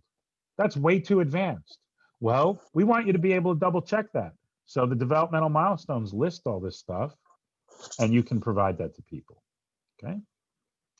The other thing is, well, we'll get into the other thing later on, hang on. So academic performance, reading, writing, math, science, history, all that kind of stuff. It's simply someone's academic performance. It's exactly what it sounds like. Plops should describe all these things. So, and the reason why is, what if you're, excuse me, can you mute your phone, please? We're hearing a lot of background noise, so please mute your lines. Okay, I'm gonna stop screen share so I can figure out whose line is No, not I got it, Chris. All right, cool, thank you. So bottom line is that the FDA should be shared throughout the plops. This is important because if your child has developmental needs, let's say your child has chewing or swallowing issues, let's say your child has toileting issues, we need to make sure that those deficits are documented in the plops. And that's why the functional and developmental skills are also included, okay? All right, moving right along. Now, let's say you're trying to get speech therapy, okay? I'm going to use this as an example. I told you before, we're going to talk about how to insert your information. So let's start that now. Let's say you've decided your child needs 2 hours of speech therapy. Bottom line is you got to make sure the evaluations that are done describe deficits in your child's speech, okay? Now, as far as I know, there are 8 subtopics in speech. There's expressive verbal, speaking. Hi, okay, hi, expressive verbal. There's expressive nonverbal, what I'm doing now, waving at the screen. I'm not speaking, but I'm expressing a communication. I'm waving hello, or I make eye contact, right? So verbal expressive, nonverbal expressive, then there's verbal receptive. I understand when you told me good morning. There's nonverbal receptive. When you waved at me, I understood what that meant. When you did this, I understood that meant come here, okay? There's prosody. Prosody is the tone of my voice. Like when I ask a question, the tone of my voice goes up. how are you today? How are you, right? So that up lilt is part of a question. There's prosody. There's articulation, right? Articulation is forming the sounds correctly. Being able to clearly enunciate, to pronounce words and letters and sound combinations correctly, right? So we got receptive verbal, nonverbal, expressive verbal, nonverbal, articulation, prosody, pragmatics, usually taken to mean conversational turn taking, knowing to wait your turn to speak, to not blurt everything out there. So that's 7 of the 8. If anybody can remember the last one, please feel free to put it in the chat. Can't remember right this second. So what you want to make sure is if you need 2 hours of speech therapy, you want to make sure your kid has sizable deficits in many, at least some, or many of those 8 sub areas of speech. You want to make sure the plops describe that the child does not wave hello or make eye contact or say good morning or understand when someone says, crooks their finger to say, come here, that your child doesn't understand those things. So again, you want to make sure it spells out what your child cannot do, which we know is horrible. A lot of parents tell us that they have a cry before the meeting because they're preparing themselves to talk about the things their children cannot do. And then they have a cry afterwards because of the negative way they had to talk about their kids. It sucks, but it's the way the system is constructed right now, okay? Now, it doesn't mean you can't talk about the good stuff, but the more you wear your proud parent hat and brag about all the things your kid can do, the harder it is to get services. You got to talk about the things what your child can't do.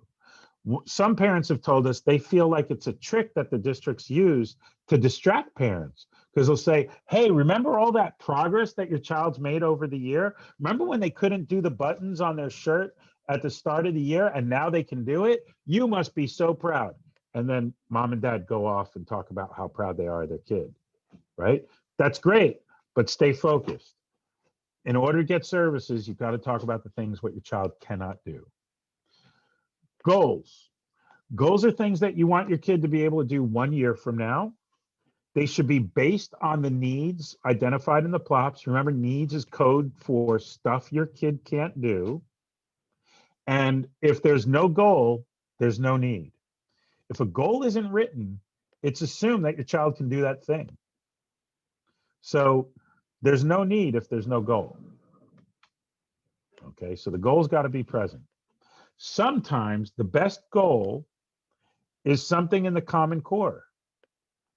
So one of the things we used to tell people, for years we've been telling people the strategy of, if you want to have your kiddo in a general ed classroom, you want to make sure they're integrated with everybody else in the same classroom as everyone else, then you may want to make sure the goal is the same goal all the other kids in that grade are working on. Now, CDE, the California Department of Education, has on their website an entire section on the Common Core standards for every grade level and every subject. So you can go and look that up and see what all the kids are working on and understand what that is. Now, when you see a standard for grade level 3, what that means is it's something the child should be able to do at the end of the 3rd grade. Okay, it's at the end of the 3rd grade. But you can go on the CDE's website, excuse me, and you could basically you could basically look it up and write goals to it.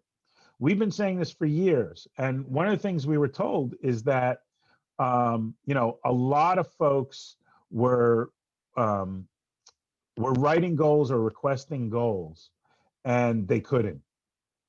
The district said, no, you can't do that. That's what everybody's working on anyway. And we said, look, ask for it, push, you certainly can do it. Well, we were very pleased to see that the Federal Department of Education a couple years back, I believe it's about 3 years, maybe even 4 or 5 years now, issued a guidance that basically said it is totally and completely appropriate for school districts to include Common Core standard goals in the IEP. So we love that. We love that validation of our training. And I see a very long question in the chat directly to me, which others can't see. I'm gonna have to read that and get to it later. People said, oh, this is great. So someone indicates the IEP team said to this parent, the IEP cannot be written in a negative way, meaning what the child cannot do. So if the IEP team is telling you that they can't write down what the child can't do, that they're not allowed to write down what the child can't do, they're basically barring you from the IEP process. So you can request that they do it. And if they refuse to do it, fine. Here's the thing. We always recommend that families always record their IEP meetings, always. Without knowing anything about any particular case, we recommend people record all meetings. You have to give at least, 24 hours notice before recording a meeting. Might be even, actually 72 hours, isn't it, for school district? So 72 hours.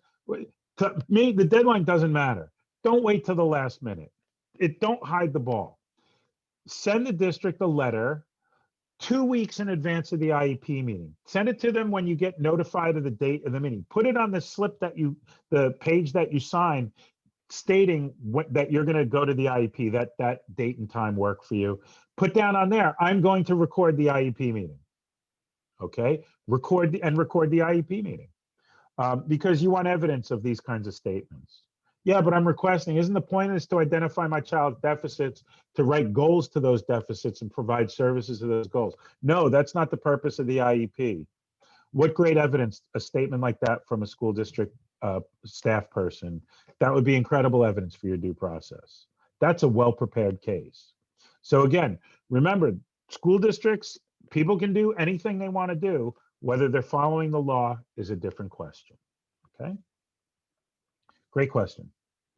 Okay, goals should be smart, okay? So again, remember, goals are written to things that your child can't do. They can include the Common Core standards, and they should be smart, okay? Specific, measurable, using action words, realistic and relevant, and time limited. So time limited, 1 year from now. Realistic and relevant. It should be something your kid can do 1 year from now, even with assistance and training, therapy. Use action words. By using action words, use words that are more objective. You want objective language to measure this stuff because you don't want different people interpreting it differently for what is success and what is not success. So you want to use action words. You want to make sure it's measurable, that we can measure it somehow with numbers. And it's got to be specific enough so that we know what we talk about.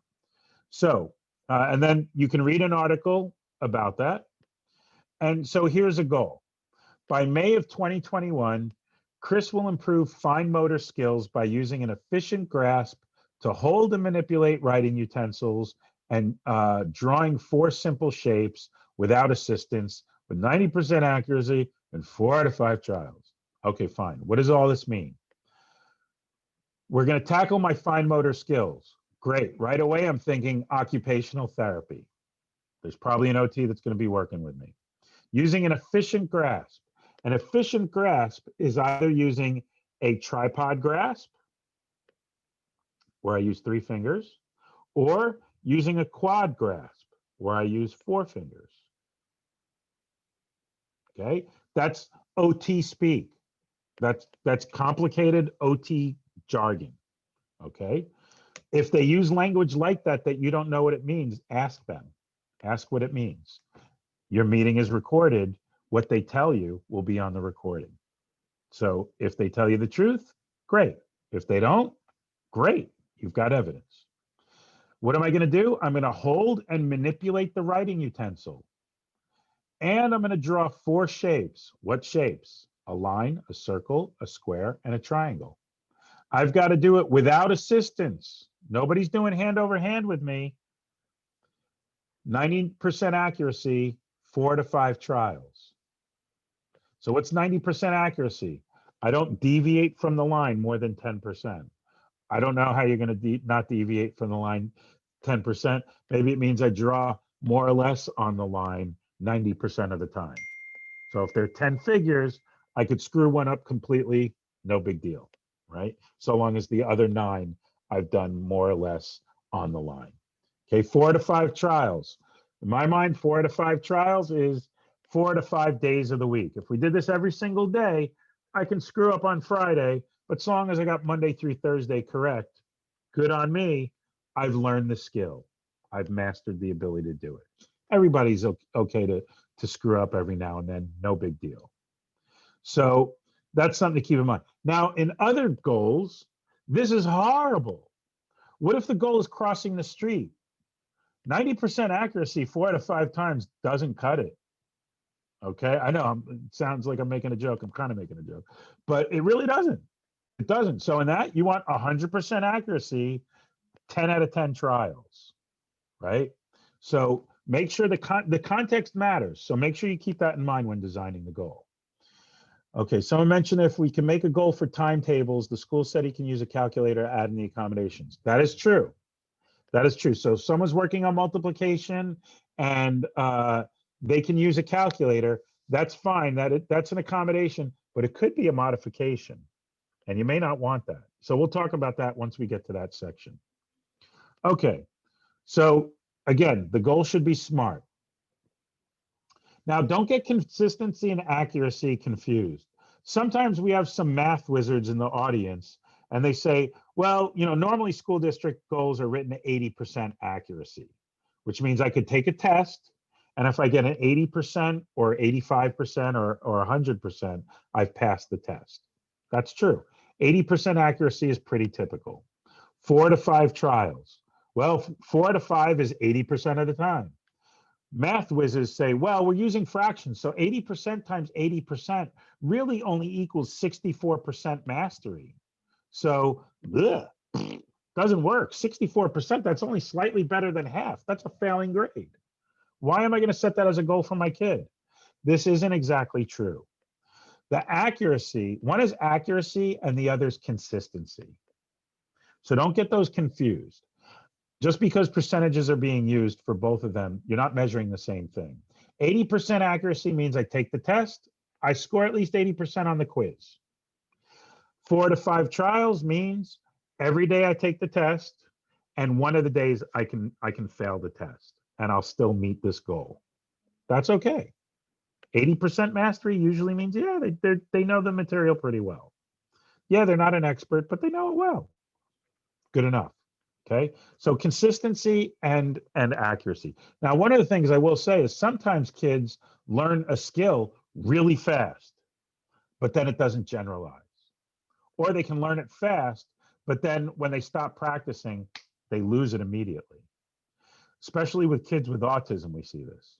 So you may want the 4 out of 5 trials to be 9 out of 10 trials. You may want to increase that consistency standard so that you can make sure the child has really locked in that skill and that ability. Okay, but you need a reason to do that. You don't want to just say it just to say it. You want a good reason for that. When there are a lot of issues of concern, group them by area and sub area. So what I mean by this is sometimes parents will say, like, my child doesn't make eye contact. They don't wave hello to anybody when they walk into a room. They don't nod. They don't acknowledge any of this stuff. I don't know what to do. I'm going crazy. And then they say, oh, well, now that I've learned in your training, Chris, we could make a goal for waving good morning when they walk in the door. We can make a goal for eye contact when they walk in the door. We can make a goal for handshaking when they meet somebody. Yes. The problem, those 3 skills, they're all the same area. They're all expressive nonverbal. To make 3 goals for the same area doesn't make sense. Doesn't make sense. Now you may say, well, but I want my child to master all 3 of those things: eye contact, handshakes, and waving hello. Okay, that's fine. But then what you've got to do is pick one that represents that skill. So whichever one you think, you may want to pick the one that's the greatest challenge for your child, because the assumption is, well, now that your child can make eye contact, they should be able to shake hands or wave hello, or some combination of that. In our example of the 8 sub areas of speech therapy or of speech, and you want to get speech therapy in the IEP, Remember, you're going to have to write a goal to each of those 8 sub areas. I'm holding up 9 fingers and I'm saying 8. Each of those 8 sub areas. So what you want to do is make sure there's a goal for expressive verbal, expressive nonverbal, receptive verbal, receptive nonverbal. Now you can combine those goals. So you can say, you know, the student will wave good morning and say hello when they walk in the classroom. You've combined nonverbal expressive with verbal expressive. You can do that, okay? But generally speaking, if you've got 8 separate sub areas, you're gonna want 8 separate goals on that. You may get some resistance. You may be told that's too many goals. There's no limit on the number of goals that can be in an IEP. Now, be mindful, each one of those goals should require the school to take data, to measure it. And that's more work on the part of the school. So you don't want to just throw in the kitchen sink and everything else because you're making more work for people. But on the other hand, if your kid can't do something, it is totally appropriate to have a goal for it. Okay, so you want to group them if at all possible. Go to, oh, sorry, this is incorrect. The Special Ed Rights and Responsibilities Manual, the booklet that, or excuse me, the large book that Disability Rights California puts out. Last I checked, it was Appendix J, has a listing of all the sub areas. So you can learn those 8 sub areas of speech. You can learn the different areas about motor skills, fine motor, gross motor, what those mean, all that kind of stuff. And it's there. The school will love you because they will see that you're demonstrating an understanding for how this stuff works. You can also go to goal banks. So there's a really nice goal bank at this link, last I checked, which was a couple months back. But the goal bank has, and this bank has been there for like 15 years. It's an 8 megabyte file or 9 megabyte file with tons of sample goals. So you can check that out. And the goals are pretty good. Objectives are mini goals that should move you forward. Okay. Now, usually what we'll see is with the objectives, they'll have lower percentages of mastery, and they'll also have more prompts until finally reaching independence with no prompts with the final goal. However you do it is fine. One of the things is you can use the objectives as a trick to get multiple skills within the goal itself. So if you want to do that handwriting, eye contact, hand waving thing, you can make one objective one of those things, and you can make the next objective the other one, and then the final goal is, you know, the one that's hardest for your child, maybe eye contact. Okay, so so those are things that you can consider. The other thing is you could have a safety goal of your child being able to write their name and address and phone number, and or parents' phone number, and so the first objective can be tracing the letters and writing the words. Then the second one could be writing it independently, and the third one is doing so legibly, or something like that.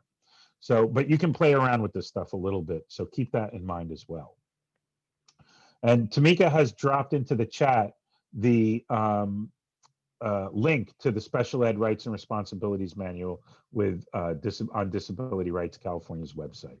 So strongly check it out. It's a huge book. My recommendation, read 10 pages a day. Just read 10 pages a day. After 2 months, you'll read the whole thing. Okay, 10 pages a day. All right, anyway, services. So now remember, we've got 8 sub-goals in our speech now. We've identified the deficits and the evaluations. We've described them in the plots, and we've written goals for it. In the services, we want to talk about what kinds of services are needed to implement the goals. So if we have 8 sub areas that are deficits in speech, then my expectation is the service should be speech therapy. Now, whether it's going to be 1 hour a week, 2 hours a week, half an hour, it depends on the size of the deficit, how far behind your child is. It depends on if their gap in learning continues to grow or if they're closing that gap. It can depend on a lot of stuff. Sometimes parents don't know what services to choose. My recommendation is to stay flexible on how the need is met, on what service they're going to provide, but be focused on but there's something my child can't do. My child can't do this thing, therefore he needs a service or she needs a service to be able to do that thing. So what service can you offer me that can do that thing? Now, if they say, well, what service were you looking for? You could say it, but I would say, I don't know. Because unless you're an expert on school district services, you don't know. So say, I don't know. That's what I'm here for. I thought, you're the experts. I respect your opinions. What is it that you've got to tell me that you can do that will meet this need? And then ask questions about it. If it makes sense to you, great. Say, sure, let's give it a try. If it doesn't make sense to you, say, well, that doesn't make sense to me for the following reasons. Be very clear about your disagreement. And then say, I would like my disagreement put into the IEP. I would like it noted in the IEP, please. Okay, that's why you want to record the meetings, to have these things documented. Okay, now never ask for a service because your child has a diagnosis. Big mistake. A lot of times we hear this for kids with autism. Parents will say, well, my child has autism, so they need ABA. I read it. It's really important. There's a lot of research. Yes, the law doesn't say anything about diagnoses. What the law says is unique needs. So unique needs. So what are the child's unique needs? Well, my child has a diagnosis of autism, which means that my child has significant social skills deficits, repetitive behaviors, difficulty paying attention, et cetera, et cetera. Because of these qualities are remarkably addressed, well addressed through ABA. So I'm asking for ABA to address these behaviors of inability to focus, lack of attention, repetitive stereotypic behaviors, repetitive language, etc. Okay, don't say, my kid's got autism, give me ABA. That won't work. So describe the things that your child can't do, make it clear. Now, the other thing about the law, about the services, is knowing what services did they actually provide to your child. So one of the questions becomes, what did the student get provided in the last year? A lot of parents have suspicions or even reports that the school district failed to provide all the services in the IEP. One of the ways you can figure this out is through the logs. So school districts maintain what's called service logs. And all it is a list. It's a piece of paper in your child's file, and it has on it the date, the name of the therapist or staff person who worked with your child on which IEP goal and what progress they made or didn't make on the goal and how long they worked with them. So just say like date, 10 a.m. to 10:30 a.m. We worked on goal number 2 to wave hello when they walk into a room. And in our practice session, we did blah, blah, blah, blah, blah. And the child made some progress with, on average, 3 prompts. It should say something like that. Okay, does it have to be exactly like that? No, not quite. But it's got to tell you, what did they work on, for how long, who, and what did they work on. You can ask for these logs at any time. The district has to provide it to you within 5 working days, 5 business days. So weekends aren't going to count. So it's basically going to be 1 week that you're going to get it. So ask for it. You should get it in a week. If they don't give it to you, you can do a state compliance complaint. Law says they got to give you documents within 5 days. Okay. Now, if they say, yeah, we'll get it to you, we'll get it to you, they get it to you in 7 days. Some parents say, well, 7 days, oh my God, it's 5 days. I'm filing a complaint. You can file a complaint if you like, but is there really any practical, do you really care if it was 5 days versus 7 days? Nobody's really going to care. Unless there was some substantial harm, no big deal. Okay. Now, if they're 2 weeks late, yeah, I'd start getting concerned. 3 weeks late, a month, certainly, that's a big deal. 5 days is the standard. So you can get a copy of the logs. When you get a copy of the logs, you can see whether or not they provided a service. You can tabulate it, add it up, figure it out, see if your kid got all the services they should get. So that's basically it. What if goal doesn't have services, only accommodations? Would that reflect on the log? Probably not. Probably not. But if you have a goal and you don't have any services to it, that's a problem. Generally speaking, goals require services to achieve them. Now, sometimes the service can be extra attention from the teacher. It may not necessarily require a therapist or something like that, but generally speaking, it does. Okay. And the log may not include the accommodations because it's a service log. Okay. Now, what are the services the school district can provide? All these and more. All of these. So all these services and all of these services. Okay. Now, this is the laundry list that's written into the law. So, you know, it can be other stuff that's not on this list. A lot of times parents tell us, well, the school district said that they can't provide it. They don't have a therapist to do that. They don't do this, that, and the other. Well, they can say that, but they actually have an obligation to contract with an independent provider in the community. Okay, we call these NPSs or NPAs, non-public agencies. So sometimes people say, yeah, my child gets speech therapy. They're an NPA, a non-public agency. It's just a private contractor that the district hired because they don't have the expertise on their staff. Okay.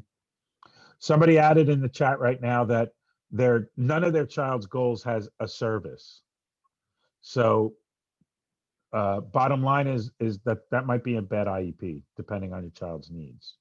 How do we get an assessment for vision therapy? Ask for a visual assessment. Write a goal to vision. Ask for the service of vision therapy. So in our example, 8 sub areas of speech, 8 different goals, there should be speech therapy services. Okay. Accommodations. Accommodations are usually based on the evaluations and the plops, like I mentioned before. They're changes in how a student accesses information or demonstrates that they've learned the information. The child is working, the student is working on the same stuff as everybody else. The more accommodations your child has, doesn't matter, they're probably going to graduate with a diploma. Your child can have tons of accommodations because they're learning the same stuff as everybody else. The odds of them getting a diploma are great, right? Here are some examples of accommodations. Scheduling, lots of breaks, or time extensions. Sitting closer to the teacher. Sometimes people say, we'll sit in the front of the room. Well, if the teacher moves around or they have learning stations in the room, front of the room isn't good. So the language we recommend is proximal to learning. The student will be seated proximal to learning, close to wherever the instruction is taking place. It can be large print or a bilingual dictionary. Just because a child has a large print dictionary, they're learning the same stuff as everybody else. It just happens to be in large print. No big deal. They're learning the same. They should have the same chances as everybody else as graduating with a high school diploma. However, with modifications, these are changes in what a student is learning or what they have to provide in order to demonstrate learning. So this is a big deal. It's a change in what they're learning. The more modifications there are, the less the likelihood of the student graduating with a diploma. Okay, so modifications can be a big deal. Okay. Now, one of the things is because evaluations tell us a child's strengths, maybe we find out a child is an auditory learner. Visually, they don't have what it takes. Visually, that's an area of weakness, but they're an auditory learner. Well, great. One of the things you can do is write down as an accommodation, all visual material will be presented auditorily as well as an accommodation. Why? Because we know visually it's a high bar to reach. It's a huge hurdle to get that information into your child's brain. But if we pair it auditorily, that's an area of strength for the child. Therefore, auditorily, we're going to play to their strengths, make sure they continue to learn the same thing as everybody else.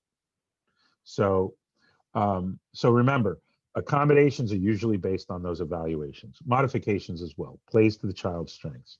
Here are examples of modifications. They do the same, but less. Or they do the same thing, but with different standards. One of my favorites that I'd seen was all the students had to write sentences using vocabulary words. And what they did was they gave the child, the student with a disability, the words of someone from 2 grades below. The child was about 3 grades behind in vocabulary. And so they used words 2 grades behind so that the student could do the same assignment. They had to submit the assignment every week, just like everybody else, writing the sentences, but they used different words than everybody else. They're learning something different, but they are learning the same skills as everybody else. They're building their vocabulary. Now, remember one thing, if your child is behind and they're only and over the course of the next year, they make 1 year of progress, the child's still behind. So remember that however far your child is behind, maintaining that being behind is not what you're shooting for. What you're shooting for is to close that gap for being behind. So you're going to want to see at least 18 months worth of progress, two years worth of progress in 1 year. That's what these supplemental services are supposed to do, is condense that learning and speed it up for people. So is there a way to verify accommodations are being implemented? Generally speaking, no. Your child's report. Now, one of the things you can do is you can ask for a communication log between you and the teacher. Communication logs can be great tools. The problem with the communication log is they're generally not required. So what I do is I would recommend that you talk about the fact that you're asking for a communication log in order to enhance learning at home, to ensure that what you're doing is consistently being done across all settings. If you do it for that reason, generally speaking, teachers and schools are more willing to do communication logs. And we've seen a growing resistance to that. My son has made 0 progress in 4 years, has an IEP all 4 years, also a high IQ, and they can't figure out why he can't read, what to do. Intense behavior. We should probably talk because that's a significant barrier. Okay, placement. This is only one of 2 places where I've quoted the law. And the reason why is because placement is not just the classroom, which is what people interpret, facilities or places, but it's also staff or equipment to teach students. So placement is more than just the classroom. Okay, it's usually based on the goals, the accommodations and modifications, and the services. Okay, and the placement should be appropriate for your child. Pretty simple. Okay. The district all schools have to respect the least restrictive environment. This means we don't give somebody more therapy or more interventions than what they need. That our goal is to keep a kid in a typical classroom with typical kiddos as much as possible. Before we move them out of that typical classroom, we should throw every service at them, including the kitchen sink, to see if the child can do well in that typical learning environment. It's only when we figure out that that doesn't work and the kid can't be educated satisfactorily that we put them someplace else. So this is the legal language behind that. Basically, children with disabilities are educated with children who are not disabled, and special classes and so on only occur when the nature and severity of the child's disability is such that education in typical classes cannot be achieved satisfactorily, with or without services. Look at that. And regular classes with the use of supplemental aids and services. We should be testing this empirically. We should be experimenting. That's what that means. We should experiment and see and make sure that the child cannot be educated satisfactorily before we look at a different placement. That's hardcore stuff. Okay. So, and then here you have it in English. Now, if you want your kiddo to be in a typical classroom, one of the best things you can do is have as a goal the Common Core standards. Because if they're working on the same stuff as everybody else, that's a great way to maintain a kiddo in a classroom. Now, sometimes people will say, well, but Chris, you know what? Academically, I'm not sure my kid is ever going to reach the same level as other students. And I got to tell you, I almost don't care. I mean, I care, but I almost don't care. And the reason why I almost don't care is because I think the social skills benefits far outweigh the academic stuff. I would rather my kid can get along with other kids, that they can hang out, that they can make friends. That's way more important to me than the academics. They'll always get help for the academics. I don't care about that.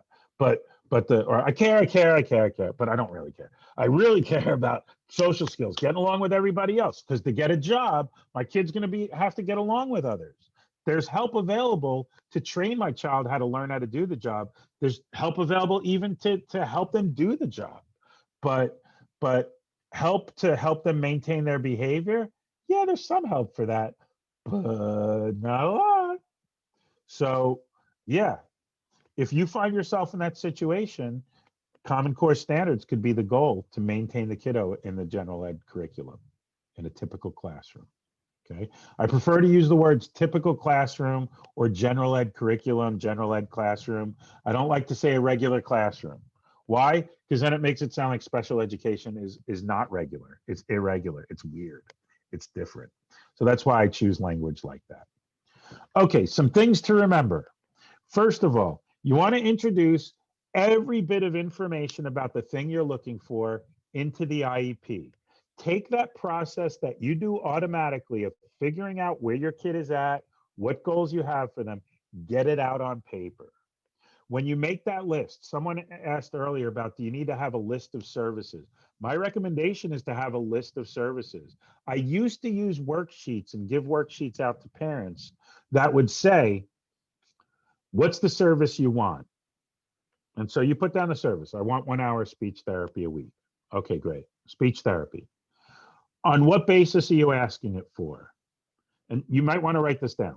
So I want speech therapy. On what basis are you asking this for? The evaluation said my child is behind in speech on page 15 of the evaluation, dated January the 1st, 2020. Okay. Do you have a goal for it? Yes or no? When you asked for the service, did you get a yes or a no? Your job as a parent is to get yes or no from the school district. If they say, well, we're not sure, maybe we ought to look at that, maybe we're not terribly, I'm sorry, was that a yes or a no? I don't understand. Be a broken record, but get a yes or a no from them. If the answer is no, ask why. Why did you say no? Well, the reason why is this, that, and the other. Take notes when they talk. What I would say is you have one chance to change their mind. And we're going to talk about this a lot more next week. But you have one chance to change their mind. So address the reasons that they gave. Well, but when you said this, that, and the other about why my child doesn't need speech therapy, did you consider the fact that the evaluation says that there are significant deficits on pages 11, 12, 15, and 20 of the evaluation? Did you consider the fact that the teacher said that they have to repeat questions constantly to my child because they're not understanding it? Did you consider? So now that I've presented this information to you, I am again requesting 1 hour of speech therapy a week. How is the team going to decide? I say yes. How else is the team deciding? Get a yes or a no from them. Once you get that answer, check it off on your checklist so that you know you got a no or a yes. If you got a yes, okay, do your Snoopy dance. You got a no, then fine. You now know that this is what you're going to appeal later. You got to know. You didn't get it. I'm not sure. Let's think about it. Maybe we can talk about it next time. None of that stuff. Okay. So your job is to get a yes or no. And then that sheet will keep you on target. It'll make sure you get that yes or no. It'll make sure you have the foundation earlier in the meeting. It'll cue you and prompt you to talk about those things. Oh, so the evaluation notes that my child doesn't speak very well. Okay, correct? Is my understanding correct? Great, thank you. Okay, that you're creating the foundation. Always put your requests and concerns in writing. Always.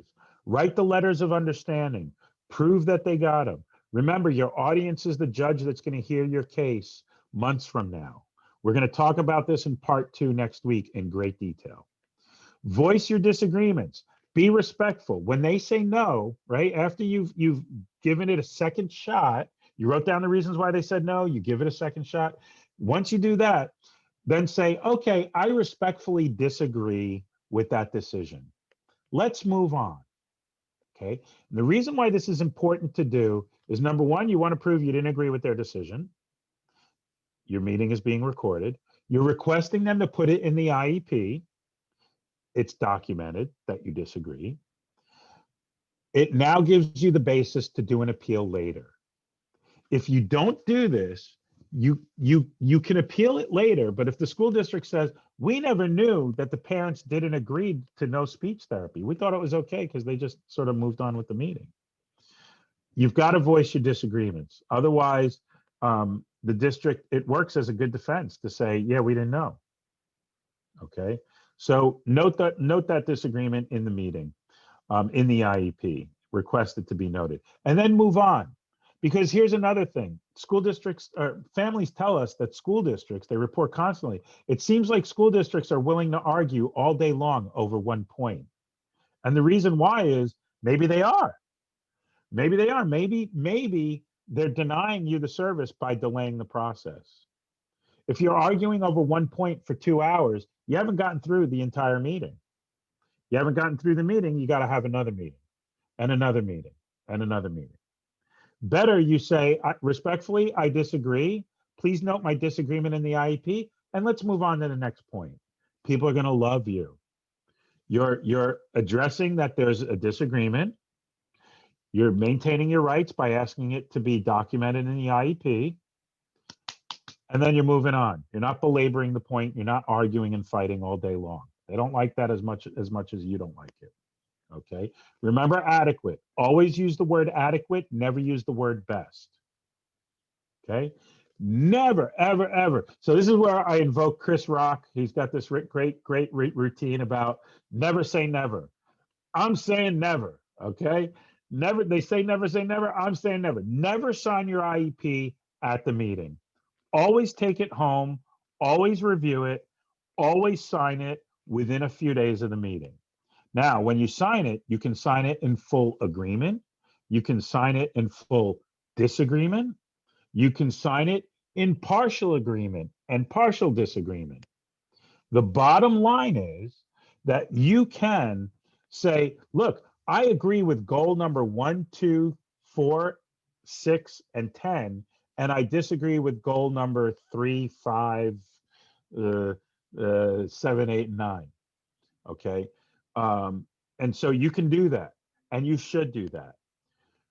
Now, here's a trick that I'm going to give you for signing consent. Let's say your IEP never has to get worse than the best IEP you've ever had. I'm going to repeat this a couple times because the words are complicated for some reason. Your IEP, whatever your best IEP is, your future IEPs after that never have to get worse. They never have to worsen. They can only get better from there. And it's just by how you sign your consent. So how does that work?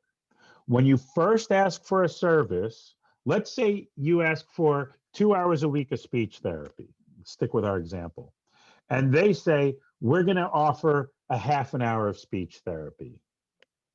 So let's say they offer a half hour speech therapy instead of the 2 hours. What you can do is say, I give consent for the half an hour of speech therapy a week, but I disagree with the frequency, quantity, and duration. I give consent, I'm repeating this so people can write this down. I give consent to the now this is for new services, but it's not fully at where you want it. I give consent for a half an hour of speech therapy, but I disagree with the frequency, quantity, and duration. I give consent for whatever, and I disagree with the frequency, quantity, and duration for new services. Okay, so that way you at least get a half an hour, and then you can fight later over the other 90 minutes that you want. Okay, the other thing that you can do is, let's say they want to reduce or terminate a service. So let's say you get 2 hours of speech therapy and they want to reduce it to a half an hour. You can say, I withhold my consent for the reduction in speech therapy from 2 hours to 30 hours. I withhold my consent, or you can just say, I do not give my consent to reduce the speech therapy from 120 minutes a week to 30 minutes a week. Okay, so you can fully describe that and put that down in your consent. So that's why if you get an hour a week of a speech of some therapy and they want to reduce it, you can just say in your consent, I disagree with that. I do not give consent for that reduction, and they can't reduce it. Okay. Same thing with the termination. Now, one of the things you may want to do is also mention stay put. I am invoking stay put. Stay put is legal language. It sounds weird. I don't know about you, but the first time I heard stay put, it sounded very weird to my ears. And stay put means to literally stay put. Don't move. Don't move the services. Let them stay put. Let them just stay where they are. Okay. I know it sounds weird, but stay put. So you might want to say, I do not give consent for the reduction in services. I do not give consent to the termination of the service. I am requesting stay put. That's the magic language. That's simple. I am requesting stay put. Okay. What that means is they have to continue giving you the service at the same level as the last agreed upon IEP. They have to keep giving you the service as they did before, because you said, I don't give my consent to the change and I'm requesting stay put. They have to keep giving you that until the disagreement is resolved, which means until you ask for due process or until they do. Well, you don't have to ask for due process. You can sit tight and keep getting the same old service that you used to get. Okay, we're going to talk more about questions and being collaborative at the next training. We have a number of resources here. Again, I've dropped this presentation in the chat. You have access to all this stuff. We put Google Translate in here. For those of you where English is a second language, don't be afraid to use Google Translate to translate these resources that we're giving you. Okay, we have a number of articles to sharpen some of your skills. And here we've got a little write-up of what IEP Part 2 is. So IEP is about, how do you respond to the statements districts make that stop people cold? You might know the law perfectly well, but if they say, but that's not a school-based skill, we don't need to work on that. How do you respond to that? We're going to talk about how to respond to it. So Part 2 is all about this training was all about the strategies, how the meeting is constructed, how you can introduce your stuff and get the outcome that you want. Next meeting is going to be about the human factors. How do you identify the person at the table who's on the student's side? How do you identify the person who's going to support you? How do you argue? How do you make arguments? How do you give different perspectives without fighting? How do you advocate strongly? A lot of people think you can advocate strongly and have a bad relationship. And then other people think you can have a great relationship, but do poor advocacy. Part 2 is about, how do you have a good relationship and do strong advocacy for your child? So bottom line is that, what's the bottom line? Bottom line is you're going to learn all the other factors about things that don't have to do with the strategy of the meeting itself. Now, again, stick around. If you want to ask some questions, put them in the chat. You can direct message me. A lot of people are direct messaging me in chat, or you can make it general to everybody, up to you. We are going to have a poll. because we need to report to the federal government the work that we're doing and the level of satisfaction you have with it. So I deeply appreciate it if you guys stick around and answer those questions so that we know and get the feedback on what kind of job. I would love to make this a better presentation next time, and so your input will help with that. I'm going to drop the presentations and the other handouts again into the chat box in a moment. I do want to get to some other questions. One of the things people ask about during the pandemic is people want to know, well, what can I do now during the pandemic? What can we do to protect ourselves? Where I don't feel like my child is really learning during distance learning. So here's some strategies. Most special ed attorneys are operating on the assumption that families will have to ask for compensatory education to make up for the lack of services. Compensatory education is what is given to make up for the lack of services.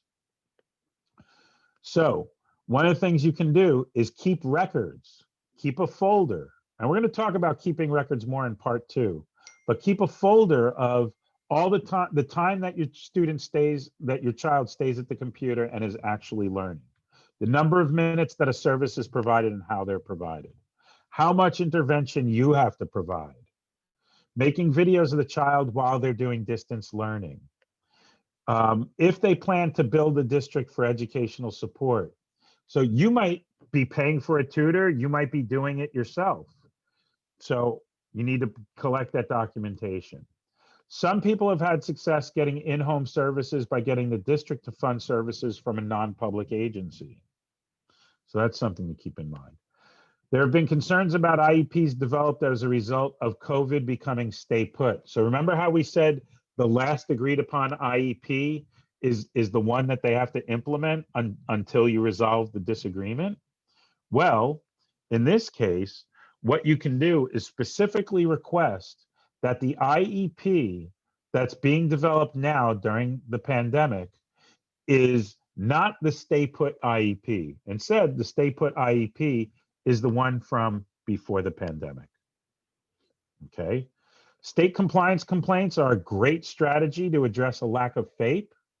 If your child can't learn through distance learning, this is a great way to get it resolved. Using prior written notice as a tool to force the district to provide things like IEs. So prior written notice is just written notice for why the district isn't going to do something. You asked for an IEE, they said no, you can ask for prior written notice. Fine, put it in writing and please tell me why.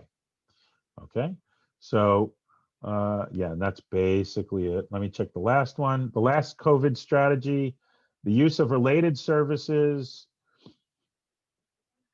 Oh, that parents get training.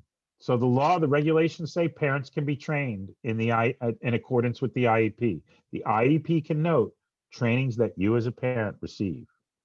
So that's a big deal. Okay, I'm going to drop all these files back in the chat. So please give me a moment. I know I'm going to look very distracted right now, but I'm moving things around on my screen. So right now I'm dropped. Yes. Oh, I'm so sorry. I'm going to go ahead and launch. I'm going to go ahead and launch the poll while you're doing that. And then when you're ready, I did get 2 additional direct questions as well. Perfect. All right, I'm going to stop sharing screen and I am going to move into the chat all these files that people are requesting. So the poll is up right now. You can pull up the chat files later. Don't worry about that. You'll get that in a moment. But the poll is up, so deeply appreciate it if you all can note what your response is to the chat, or excuse me, to the poll.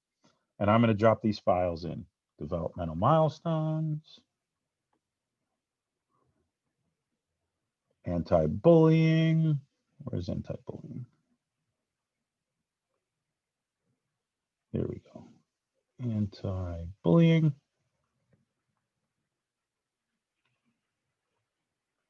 IEP strategy guide, a separate handout on the bell curve, and that's everything. Okay. So again, please fill out the poll. We deeply appreciate it. I want to say, first of all, thank you all for coming. I appreciate that you're here. I'm particularly pleased that you're here. And let me look at the questions that I've received in the chat. There was one, Chris, that was a little while ago, and it was probably more of a deeper dive for next week.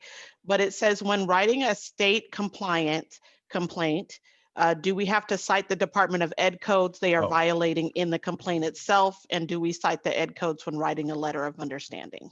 Yeah, generally speaking, you want to cite the Ed codes for state compliance complaints, and we're doing a training on state compliance complaints in 2 weeks. By the way, Tamika, could you drop the flyers into the chat for people? Because I'm getting a few questions about when the next trainings are. So Absolutely. Next week is IEP Part 2 next week. Evaluations is the following week, December 16.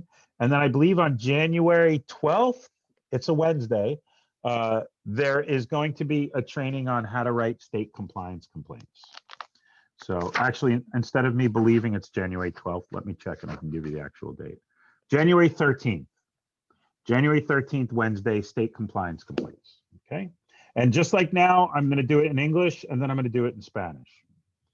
Okay, so I'm going to be repeating this presentation in Spanish. If you speak Spanish, you're more comfortable with Spanish and you're available, please feel free. At 12 o'clock, we're going to be doing another presentation in Spanish, the same exact one. Okay, let's see. Could you post the link? Okay, we got that. I'm not sure if my child should continue with the standardized education for a diploma or have them on a certification course for education. What information should I consider in making the decision? Probably employment. Not having a diploma is a huge barrier to employment. Now, you can get a GED later on if you like, but in order to graduate from high school, the law states that not only do students have to pass the high school exit exam, but students in special ed, all they need to do is meet their IEP goals. So they may not have to take the high school exit exam. They may only need to meet their goals on their IEP in order to get their diploma. So that's a really, really, really big boon, I guess. That's a really, really good thing for students with disabilities. Because look, we know students with disabilities work just as hard as typical students to meet their IEP goals. So why should they not be rewarded with a diploma when typical students are putting out similar efforts to pass the high school exit exam? What other trainings related to IEPs do you recommend or have taken yourself to reach close to your degree of knowledge? So I've been doing this for about 30 years. I know I look very young, thank you. But I've been doing this for about 30 years and I've been doing IEPs and special ed all along the way. The shortcut for my training was through the special education advocacy training course that is offered by COPA. COPA is the Council of Parent Advocates and Attorneys. The Council of Parent Advocates and Attorneys. Their website is COPA, COPAA.org.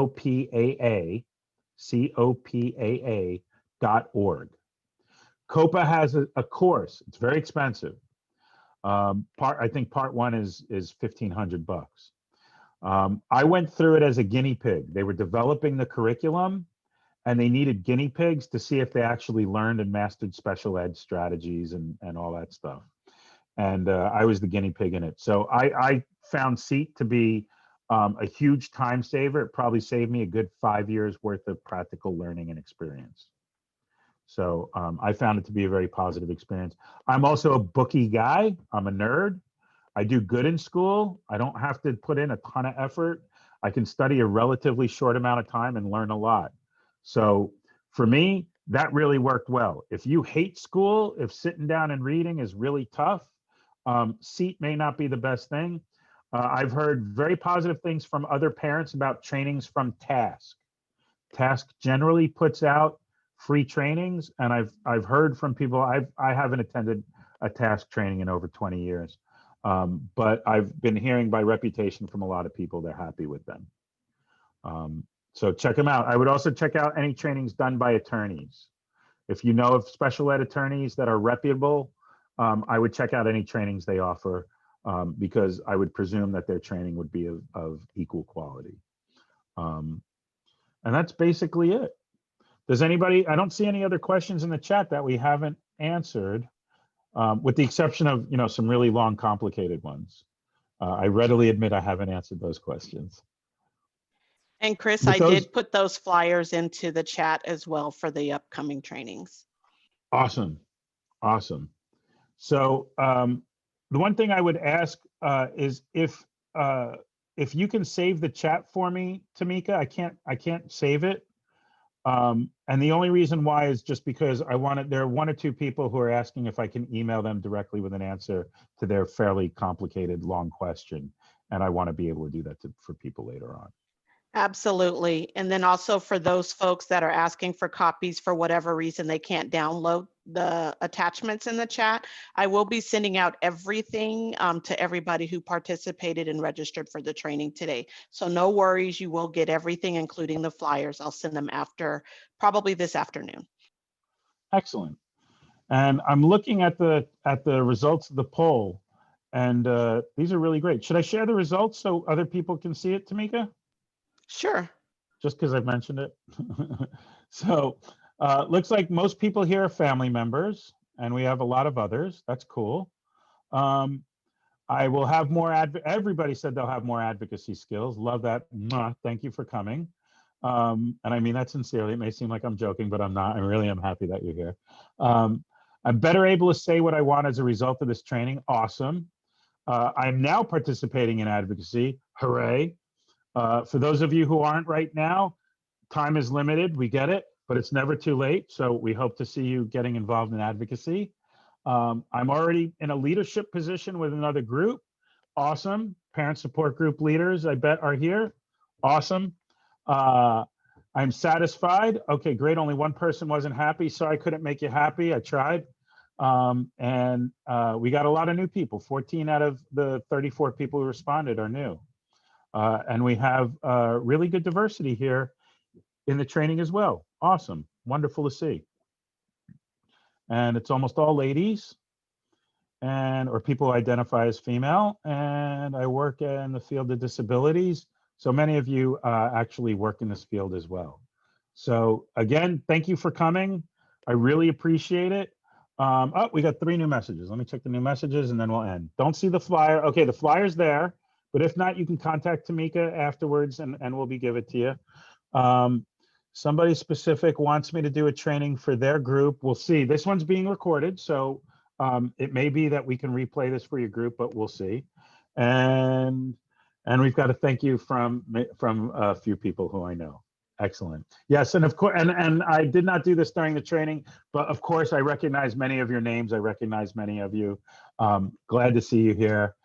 For those who are new to me or who I don't recognize, I am actually reading all the names pretty closely and carefully so that I can recognize you next time. So thank you again. And with that, I think, Tamika, unless there's anything else, I think we should end the training right now. Yes, that's everything. And we just thank you all for your time. And I will be sending out everything later this afternoon because we do have another session coming up. So look for the PowerPoint, look for all the attachments and all the links that you weren't able to capture. So no worries, we got your back on that. We'll make sure that you get it along with the copy of the recording as well. And thank you for your feedback, everyone. I see the applause, the thumbs up, and I'm getting some stuff in the chat right now. So thank you all. It's my pleasure. I hope you see my enthusiasm for doing these trainings. Obviously, I hope it's obvious that I like doing it. And I'm really, really, really pleased that you enjoyed it. Thank you all. All right, take care. Have a good one.